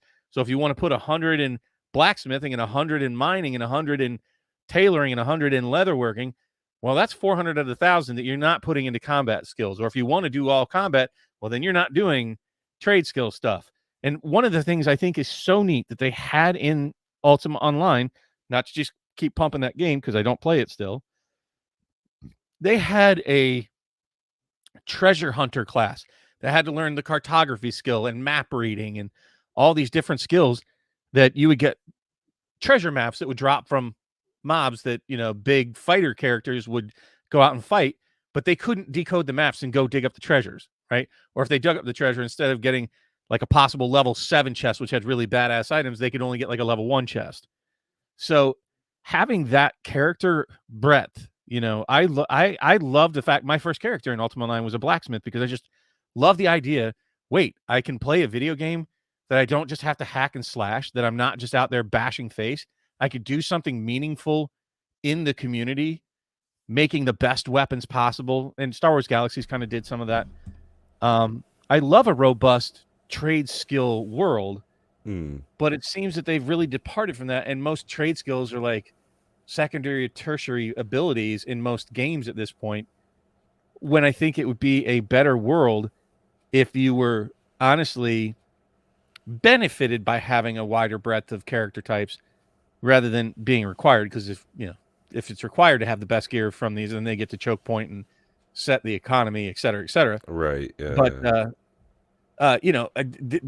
what I'm saying is that part hasn't evolved. It's like it just got kind of pushed to the wayside, and I think that I'd love to see that in newer games. I hear the new WoW expansion is extremely easy to gear up. Some people are saying you could level a character to max level and have gear within 7 hours. Shit. Wow. You'd have to ask Sherry Vegas. She's actually much more hardcore. I have played Dragonflight somewhat, but it's just, I don't know. WoW has become too repetitive for me. I guess I played it too long. Yeah, I'm done with WoW. Honestly, I stopped chasing that dragon. I play it because of her, and I want to do things with her. But she's much more into it, so she would have much better knowledge. So if she's listening, she can chime in here. But I do see that it went rather rapidly, and I don't know. That gets into the whole problem of like why people went back to classic WoW or why people are retro gaming. In all honesty, much of the retro gaming world is people go back to it because it's harder, was less instant gratification. You had to work for things, and it was more meaningful to people to have to really grind it out. Because what you're finding out now is I'm level 70 and I got level 8,000 gear, and I can not really do anything, and I've only played 6 hours. Yeah, and it doesn't fucking matter, and like I have nothing to aim for at that point. Whereas like I'll make an alt. The reason that like some games are worthwhile is because you have to work for it. Like I just started playing on this shit ass computer I got still here, Dwarf Fortress. This thing's a crazy game. Now, it's one of those games where you can just keep going and keep going. You set your own goals in it. Now, there's no reason to cheat, buy speed passes, or unlock everything like you get in a lot of other games. You're not trying to max out. You're trying to have the experience itself. The struggle is what you tune in for. Yeah, they call that loot boxes, right? Isn't that why people are bitching about loot boxes? Because they kind of ruin the experience, and you just get it for paying cash, and you don't have to. Yeah, not even just loot boxes. It's because that's like a weird gambling mechanic, but also like in a lot of the Assassin's Creed games, pretty much anything by EA, you can just pay like an extra $4.99, and it unlocks everything on your map, or you get like 4 times the amount of experience. That shit, stuff like that. If you're doing that, you're trying to alter the game experience that was designed. And it was designed so it can extract more money out of you. And the reason you want to get into the game experience so you can have that gratification. But they build in a grind that is just a huge wall. So you got to be careful some of the games that you're playing. Like if Magic kind of does that. They're now kind of giving us all the foils and all the special cards. Like, okay, you guys wanted everything to be cheap and everything to be special. Here you go. And look at the response. The Magic community is like, stop it. When everything's special, nothing's special. Yeah. And it's like, that's the same idea, that they're just instant gratification, giving everybody foils. Like when you look at foils back in the day, and when I say back in the day, I'm talking about like Urza Saga. And I don't like letting the past drive the future. Like we don't reach back to the past and say, because we've already tried that. But there still are lessons to learn from that. Right, you can still benefit from the lessons of the past without letting it drive where the future's going. And people, when they used to hit foils, that was a thing. That was an event. That was like, holy shit, I pulled a foil, even if it was a common or a basic land. And nowadays, it's like, oh god, I got a Pringle. It's like not exciting, certainly not special. Or if I got some borderless, I don't know, insert description here of the different flavor of card that we've got now. I think it does certainly take away from the game. It takes away from anybody feeling to any degree that they've gotten something special in the packs, and people generally seem to be missing that in Magic, and that's that it doesn't feel special anymore. It's funny you say that. As I was thinking, there's an easy way they can remove one variant of every card in every set, and it would actually make, just in my opinion, Magic better in general. The normal version of the card can go. I think it looks dated and boring and old and doesn't look good in most situations. I'd rather have the variant anyways.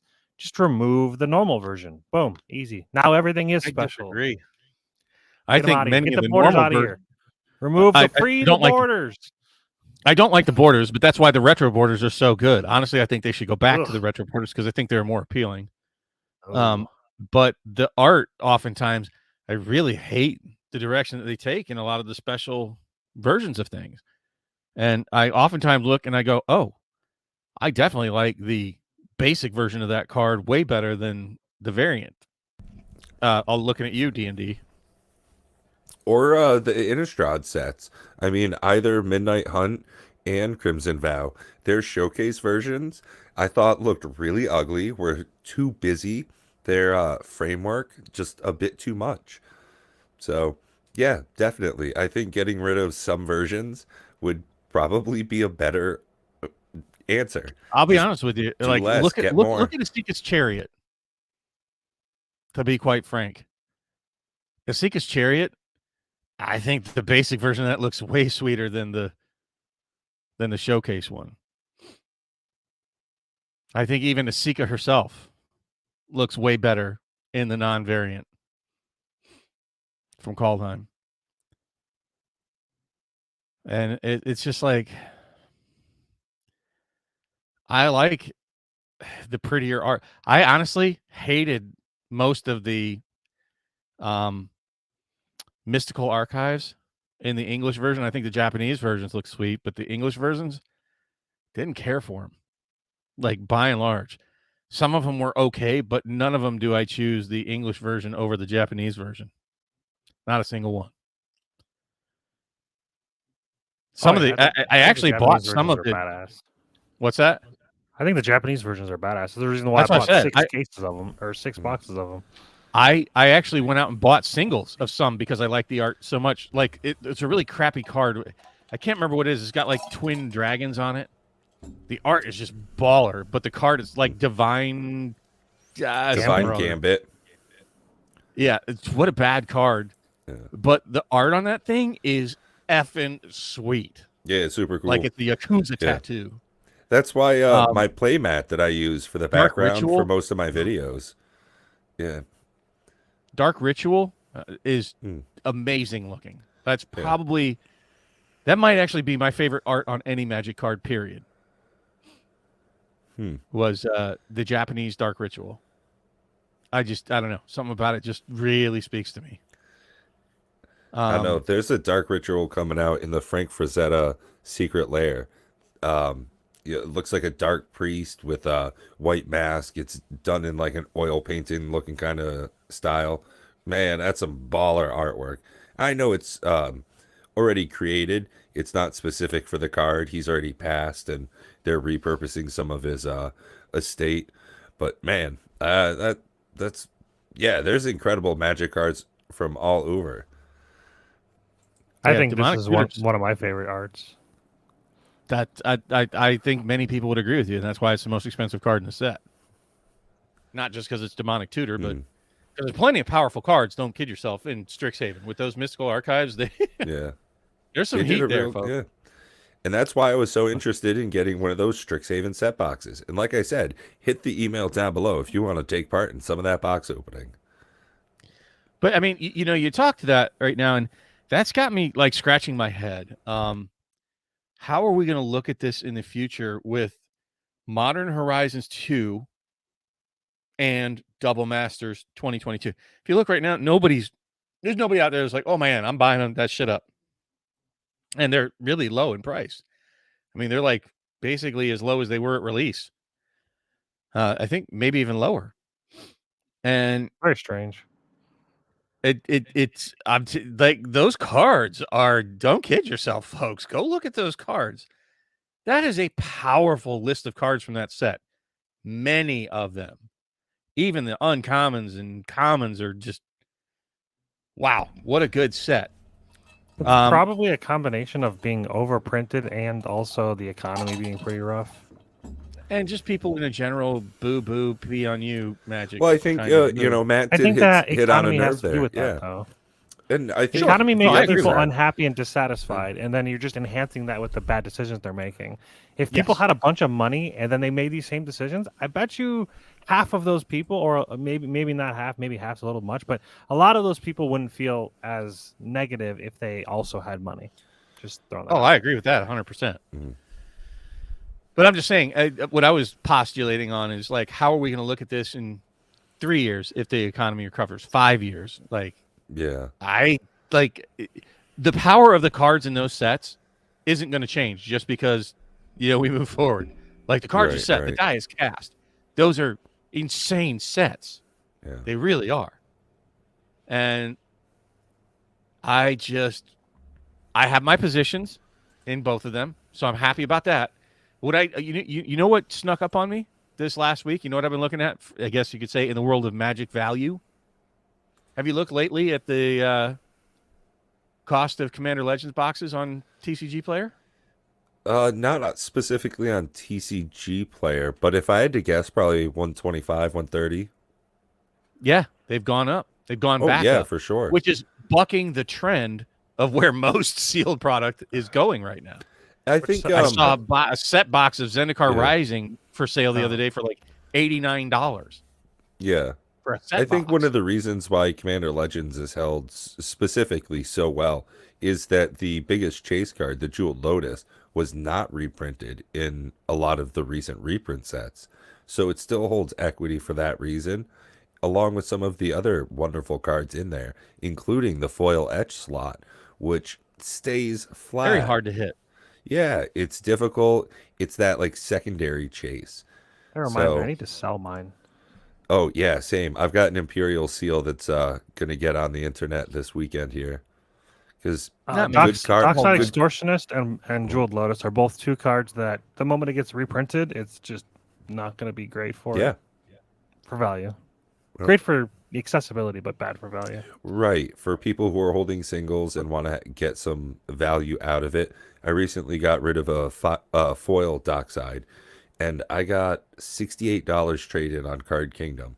Now that right there, I turned into a whole bunch of different packs so I can enjoy stuff throughout Magic's history.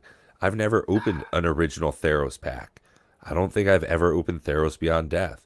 I get to open an original Modern Horizons pack because I traded in that card that I'm personally thinking is going to go down in value. So I get to change where my value is on it.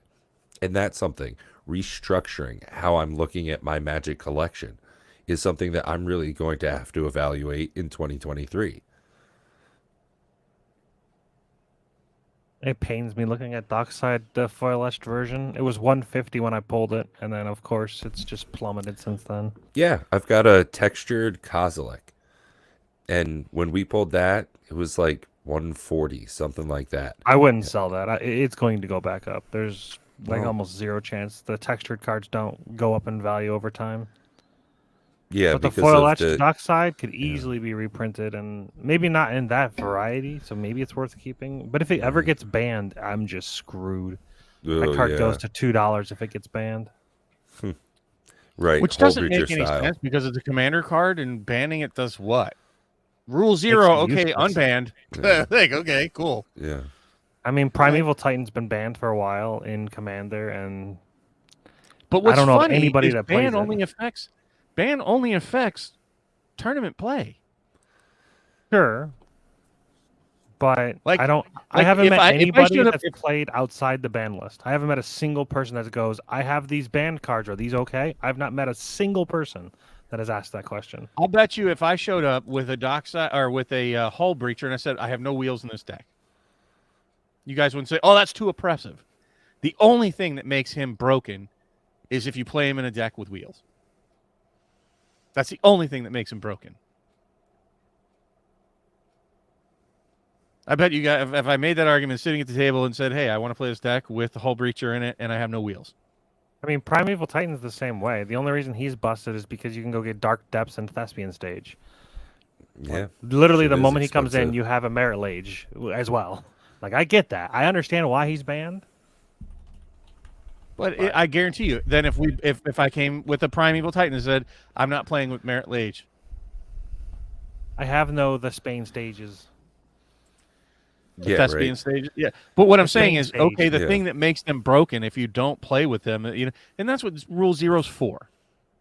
Mm-hmm. You know that Is just the open discussion on what you're looking They- to get out of the game and how you want to interact with everybody. And that's the same thing with, D&D or even other MMORPGs even.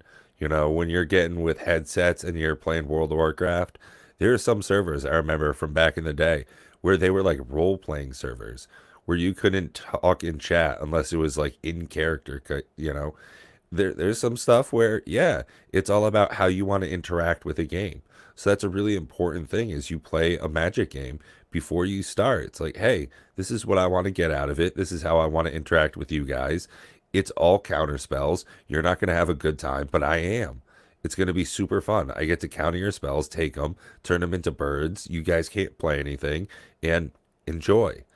No, it's all about having that open discussion. And that's something And that's that where yeah. that's where 2023 should go. Focusing more on the enjoyment of it. Enjoy each other in the gathering. Enjoy playing the game.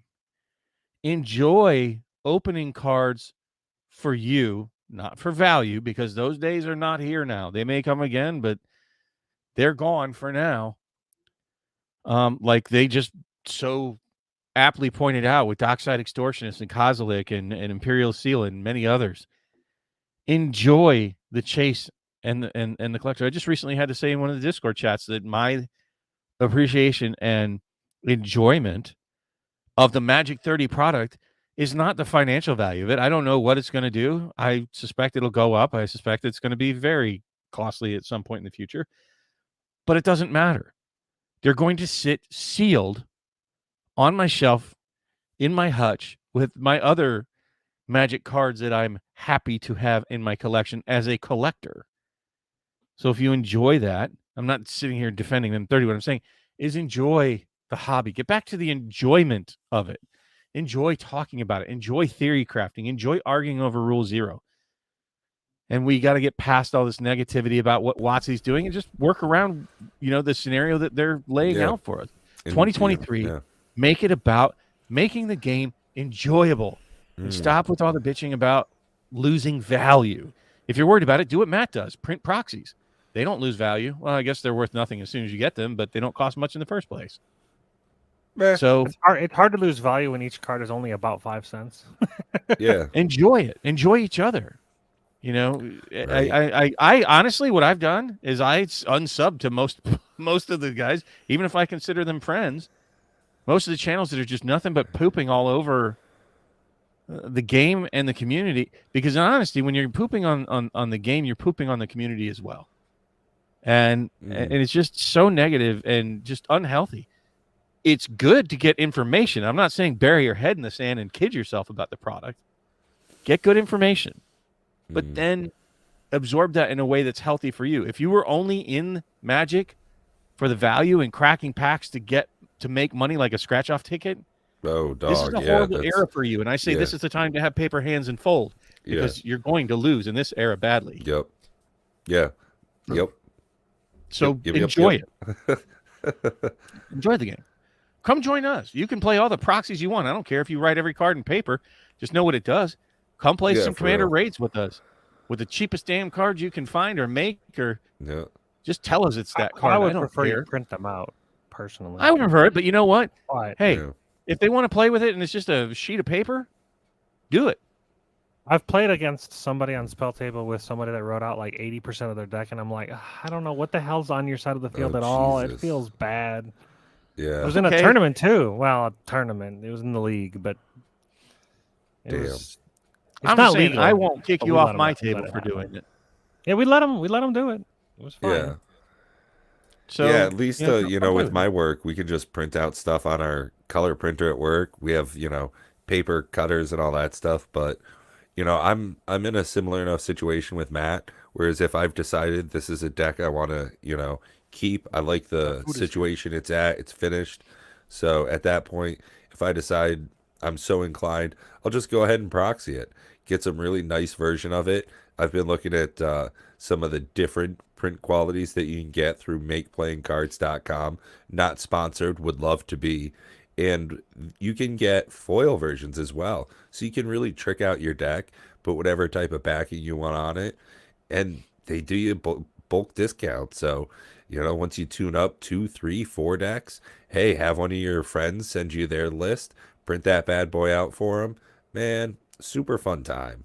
If you want to see some of the quality, I actually did a deck review over on my channel there. Not over, you're on this channel. So you can actually look it up. It's Proxy Deck. So yeah, it's super cool stuff. Bootylicious. Bootylicious indeed.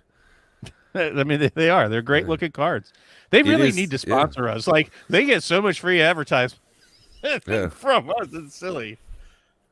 I think that my biggest worry for a sponsorship with them is the more that it gets highlighted that they're printing WotC cards, the more WotC will try to go after them, I think. No, WotC already tried to go after them, and they told them to pound salt. They're in China. Oh, really? They said, suck it. Yeah. Oh, yeah. And they told WotC to suck it. That's great. What are they going to do? So, yeah, I'm totally fine with being sponsored by a Chinese company. Go for it. Sponsor me, dude. Sure. Yo, for real. I don't know I've how the sponsorship would work. Like, what are they going to do? Offer us 10% off of our products? Hell I yeah. don't print that much that it makes that much of a difference. I believe in them. So check out makeplayingcards.com. I think you guys would totally enjoy it. I think it is a tool you need to have in your, if you're a player in Magic, it's a tool you need in your toolkit. Like, there are seriously expensive cards out there. And if you want to play with dual lands and have something that looks sweet and what's the other site? NPC Phil? Yeah, That's NPC Phil. Gets shut down. Realistically, Maybe. I should link to the video that explains how to use the two sites in code. There's a video that's like a 10-minute video, 12-minute video that tells you how to take the cards from NPC Autofill and put them into Make Playing Cards in order to get them. Because basically the way it works is Make Playing Cards is just a company that makes playing cards. Very simple. But ideally, you upload an art that you've created or have created, and you upload it as the front of the card, and then you pick the back of the card. So all you're doing is picking images for the front and picking images for the back. So what NPC Autofill does is you take a list of cards you want, you put them in NPC Autofill, you click Submit, and then there's like a bunch of art that is available for every card. And you just click through the arrows, and you're like, which art do I want? It's incredible. Their catalog There's some is amazing art. Oh my god. It's community driven. So basically it's a bunch of Google Drives all linked together of like people that have just made cards. So like there's like alternate arts that are like completely not Magic at all. Yeah. I think last time I was making a deck, cool. there was like 583 versions of islands. So make sure that you've got like a snack and a drink when you're going to sit down, because it is incredible, especially if you want to go with a specific theme for your style. When I made my deck, I was doing a Simic deck. I was doing Edric the Spy Master for my most recent deck that I did from MPC. Now, as I went through, I wanted to make sure that all the cards, were very readable. I wanted to make sure that other people at my table would be able to see what I was playing with. That it was a familiar.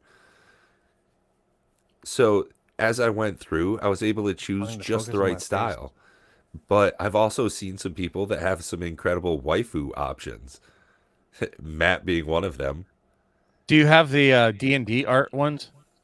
Those I think the D&D art ones were like, what were they, dual lands? I don't remember what you had that was the D&D art style.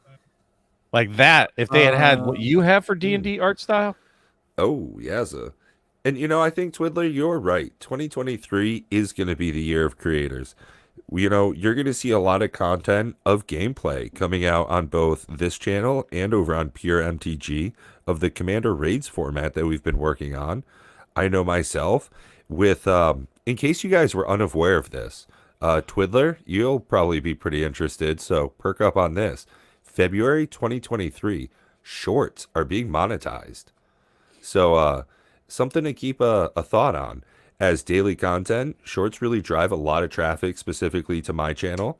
I bet you'd have a lot of good action there as well. So something to think about. Yeah, we need to do that. We need something. We spend so little time like actually trying to generate more. We make content that appeals to the two of us. And I mean, we really need to have like content that appeals to more people.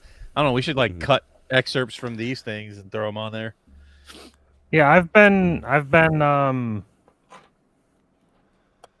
made any content for the channel recently, mainly because I've just been kind of, I don't know if the word stun locked is the right word, but one of those things where like I have to make something for the channel. I haven't made a video in like 15 days, and I'm like, this is really bad. But then I'm like sitting there thinking, I'm like, I would rather play Path of Exile right now, and then I would just play Path of Exile. Or I would rather just go play. Or I would rather just binge watch all of The Boys. So I watched all of season 3 of The Boys a couple Oh, days dude, ago. I've been watching that time I got reincarnated as a slime. I'm a big anime head, and dude, Yeah. I've never seen this show. It's Oh, wonderful. it's one of the best animes. There, season 2's coming out for. Oh, dude, I'm watching season Slime 2 Man. right now. Dude, Wait, is it honestly, out my yet? favorite anime has to be Castlevania. Oh, No, dude. I lied. Sorry. Castlevania is really good too. Arcane. Arcane. Arcane, yeah, has to be Arcane the was absolute best anime fantastic. I've ever seen. Arcane was phenomenal. I actually just watched Akira again over the Christmas holiday. I did not know that they did a 4K special edition remaster where they went over and recolored every single cell. So I think I'm actually gonna buy Akira on DVD for like the first time. I do not have any to of the answer- D&D arts. Do If you have you were to pointing have that 1,000 question- subs though? Yes, Twiddler. You do actually have to be part of the monetization program. So yeah, 1,000 subs and 4,000 hours of watch time. We don't So have 1,000 honestly, subs. one of the great We're things at like though. 676 or something. So We what's could do funny it if I is got more content, but like I for said, me, we I would have actually to do daily get content for a time. Like um literally have to release content every day. Yeah. That's how you get over 1,000 subs, is to Yeah. make some sort of consistent content every day. absolutely. So I was getting more than a sub a day doing a short a day. I was getting, I think my metrics were like 50 per month when I was doing a short per day.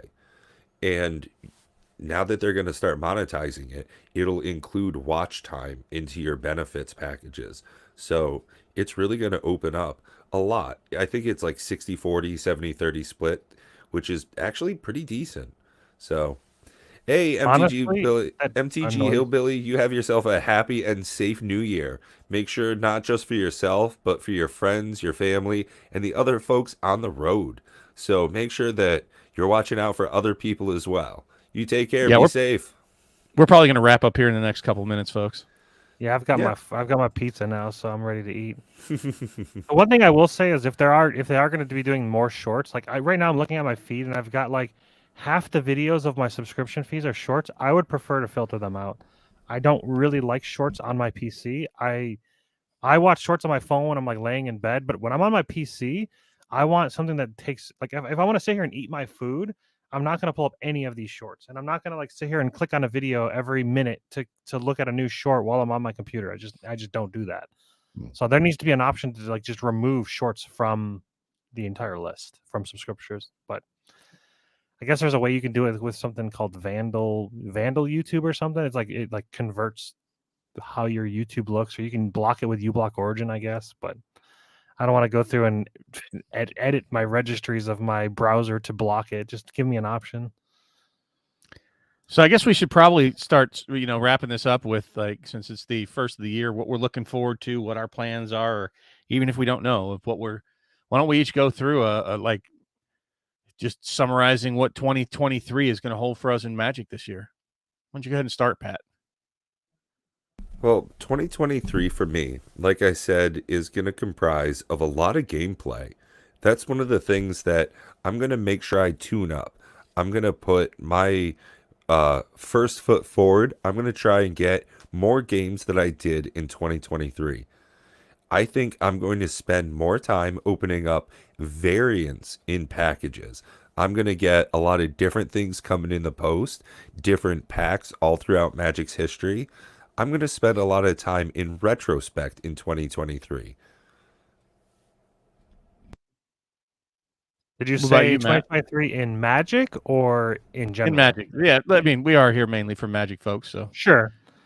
I'm looking forward to the Phyrexian set coming out. I've always thought Phyrexians were interesting, so that's interesting to me. I think maybe one thing that I'd like to do is when I was in Vegas talking to Lighty, who is one of the project or the global project managers, he was telling me that there is a lot of videos that they do to kind of introduce sets that kind of explain some of the lore.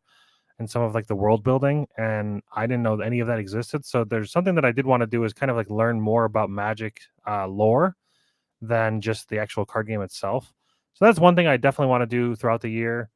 As far as like purchasing of things, I really intended to buy Double Masters. I want more of that.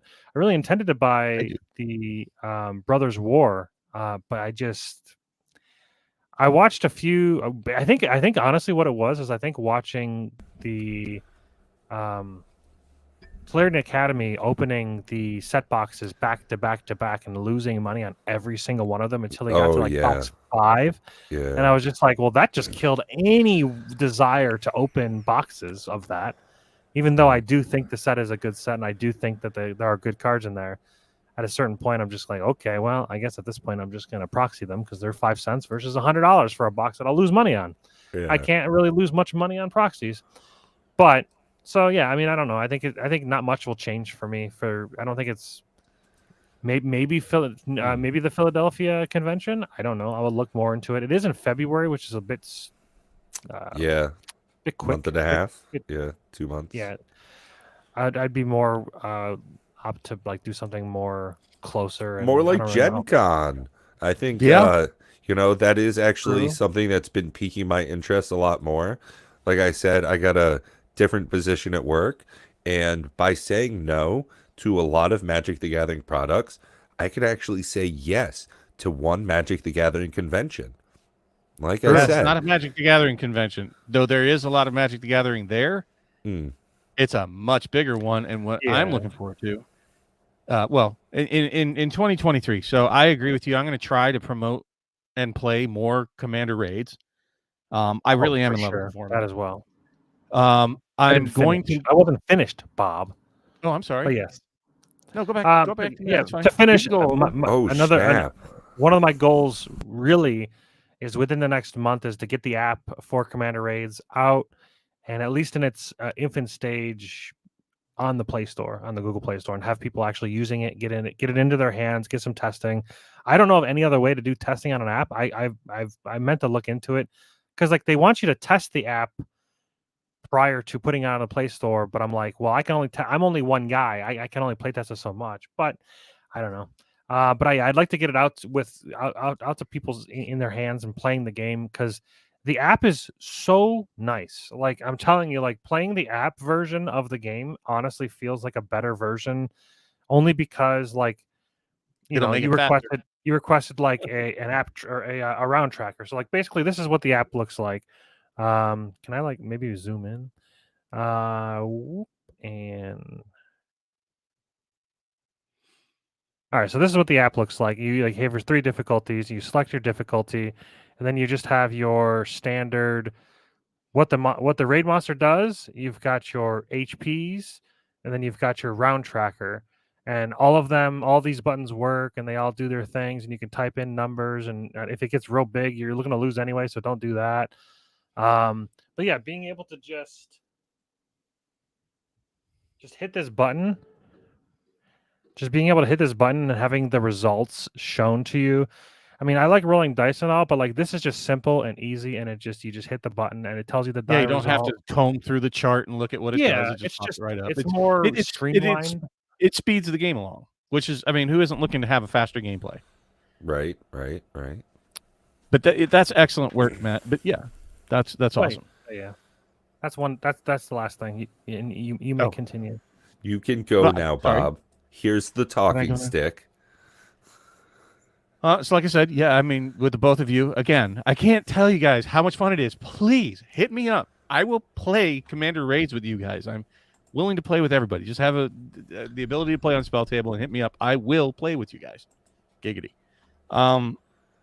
The investment side of Magic, I've already explained. You know, I'm looking mainly for Lord of the Rings, and if that's a pooper, well, then I'm just going to shift most of that into Lorcana as well. I'm only going to go so deep into Lorcana. It's a new game. Right. I'm going to target singles this year more than in previous years of things I've been holding off on while the prices are low. Cards even though I have a bunch of stuff, I'm missing a bunch of stuff. You and me both, Bob. We're both going for singles. So Yeah. Well, Dude, 2023 would be a great year if I got me a solid girlfriend that loved playing Magic. What a year that would be. Yo, right? I am not looking for girlfriends for either one of them for Magic this year. That's not my goal.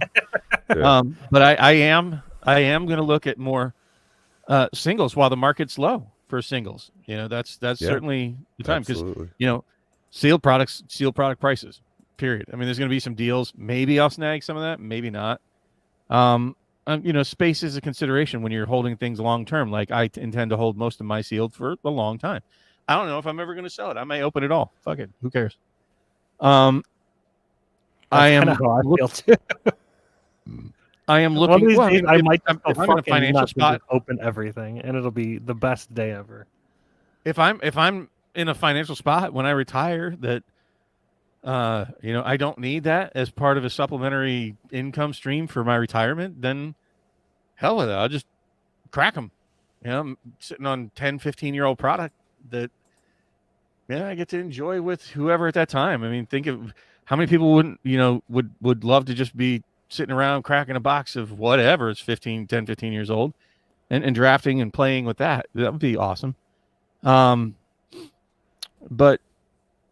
for 2023, in Magic terms, I intend to go to Gen Con. I've tried to get something together for that. I already did the Magic Con, and I fully intend to go to Gen Con this year with my family. So it'll be just kind of, I'm not going to schedule myself for any play events, and I'm going to try to get mostly socializing time. And I love the merchant floor at Gen Con. It's huge, way bigger, like 10 times bigger than it was.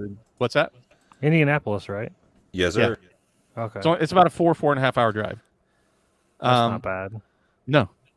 It is not going to be. We may, if you want a wagon train with us, cool. I'm not I'm super the opposite side. What? I'm in Vermont, so we'd have. Oh no! I was saying. I think he was telling me. Because I live 10 minutes away. 15 I was like, you guys should go together. That only, yeah. Well, yeah, I'm sorry. I should have specified that, Matt. We could probably carpool, but yeah, no, fuck you, Matt. I'll you have to keep my drive eye out separately. for more. I'm going to be looking at an eye this year instead of with the investor aim. As far as a player goes, proxying is clearly the way to go. But for a collector side, which will be the more active side, it'll be singles, products I specifically want for me, not for, hey, I'll hold this and I might sell it in 10 years as an investment to supplement retirement. And, the Gen Con thing, I'm a big board game player, for those of you that don't know. And it's August 3rd through 6th in Indianapolis, Indiana. It's a massive board gaming convention, but I expect there to be Lorcana there. They said they're going to release Lorcana in the fall. Ooh. So long as this is not technically fall, I think that's still technically summer, or at least early fall. Shit, I don't know. I'm bad with that I don't because know. I live in the At north. any rate, so if it whatever gets fall it is, early. Hopefully, it's before the release of Lorcana, and they might have some Lorcana. Oh my god! If promo. they do, dude. So if nobody has checked those out, I think we talked about this a little bit. The Lorcana promos that they did, that they gave away for their first release, those things are hundreds of dollars, if not thousands of dollars each, and they came in like a 6-card pack. Hold on, Fucking I'm going to share. insane. We're just going to go to it here, and I'll share. Bob's going to share. Oh man, finally he's opening up 2 hours in. This is what you get when I'm sober all night. I don't know if it'll continue to navigate with me. But hopefully it will. So I don't know if this will. So here, we'll just go there. Lorcana. Ooh, in all caps. Did it navigate to the next one? Oh, so you guys can see it, right? Matt's like pizza. I got you. But there you go. I didn't even put any filter on. Right there. One card with a pin and a pack of something. I don't know what the hell that is. There's Disney on it. $1,500. And that's for sale. So let's be fair. We'll see what they're currently selling for. So these are ended recently. right? I'll say I only care about sold. Right, Okay, well that's where these the are money's- all yeah. sold, right? But let's just go, and we won't go by the most recent. See, that's we'll go not to a good the highest, sign. the That's a highest bad- one sold. I don't know. When like 50% of the auctions listed there are crossed out and accepted, that means that they're not selling that great. What? That just means it If didn't you- sell for that price. Exactly, that's not good. If you're accepting an offer, that means that it's not selling good. If you go look at Magic 30, there's Well, a this lot one's of not that as well. crossed off. So the most expensive, and understand, these cards just came out in September, folks, September 9th. They paid Wow. $59 for these cards. It's a full set of 7 PSA 10 graded cards, so yeah, they're gonna go for a decent penny. Just saying, all of these sold. Okay, don't care if they're crossed out. Plenty of them in that ballpark that. Now, how are there 2 duplicate auctions? One sold for 15K and one he had 4 of them? Okay. That seems a little scammy. How the hell do you have and even 4 if there's sets one or of two PSA sketchy, 10s? not all of these are sketchy. And these Right, there are prices, multiple ones that seem completely legit, like dozens. multiple, Well, not even in like the thousands well, and of that's dollars. the thing is like it's not even dozens of auctions. Well, actually, yeah, it is here. Look at this, more than dozens. You see what this is here? Yeah. 9 pages of them. I'm not going to go sad. through all of it. This is sad. And there's 60 per page. There's Yeah, 5 so- dozen per page at 9 And that's pages. that's one of the things is I want to make sure that I'm at least So you very can poo-poo on aware it of all you this. want. Yeah. What this says to me is there is very serious There's a lot of interest yeah, in this. a lot of interest in it. And This it's shows not there's a just lot of chuckle sad suck people. down the street. There are people throwing thousands and thousands of dollars at this already. Now, does that mean the first box of Alpha is going to go for thousands and thousands right away?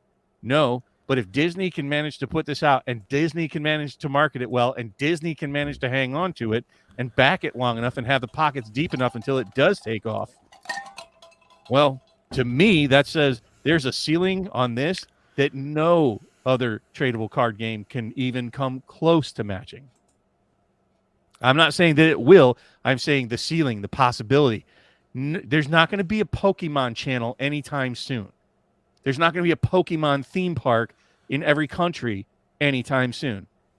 Pokemon is not going to be recognized by nearly as many people as Disney IPs, including Star Wars, Marvel, Nemo, Mickey.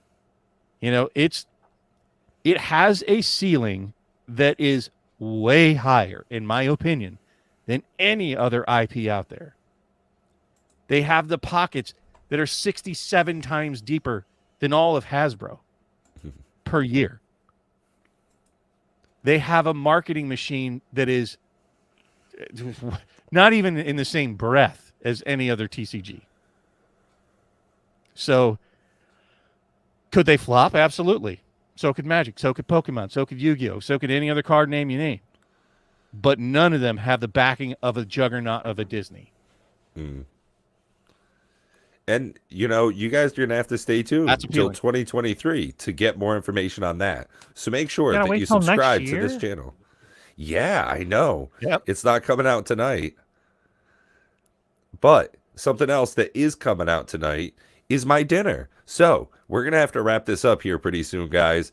As wonderful as it's been, I've got some base needs that need to be met, including salt intake. I have to pee. Yeah, I have pizza. So, Oh, I snap. love all of you for showing up. I love you two guys up above me here. Same. Thank you all for your support in 2022 for Pat the Pauper and me and Matt over on PureMTG. Heck yeah. Please help us spread the word for Commander Raids.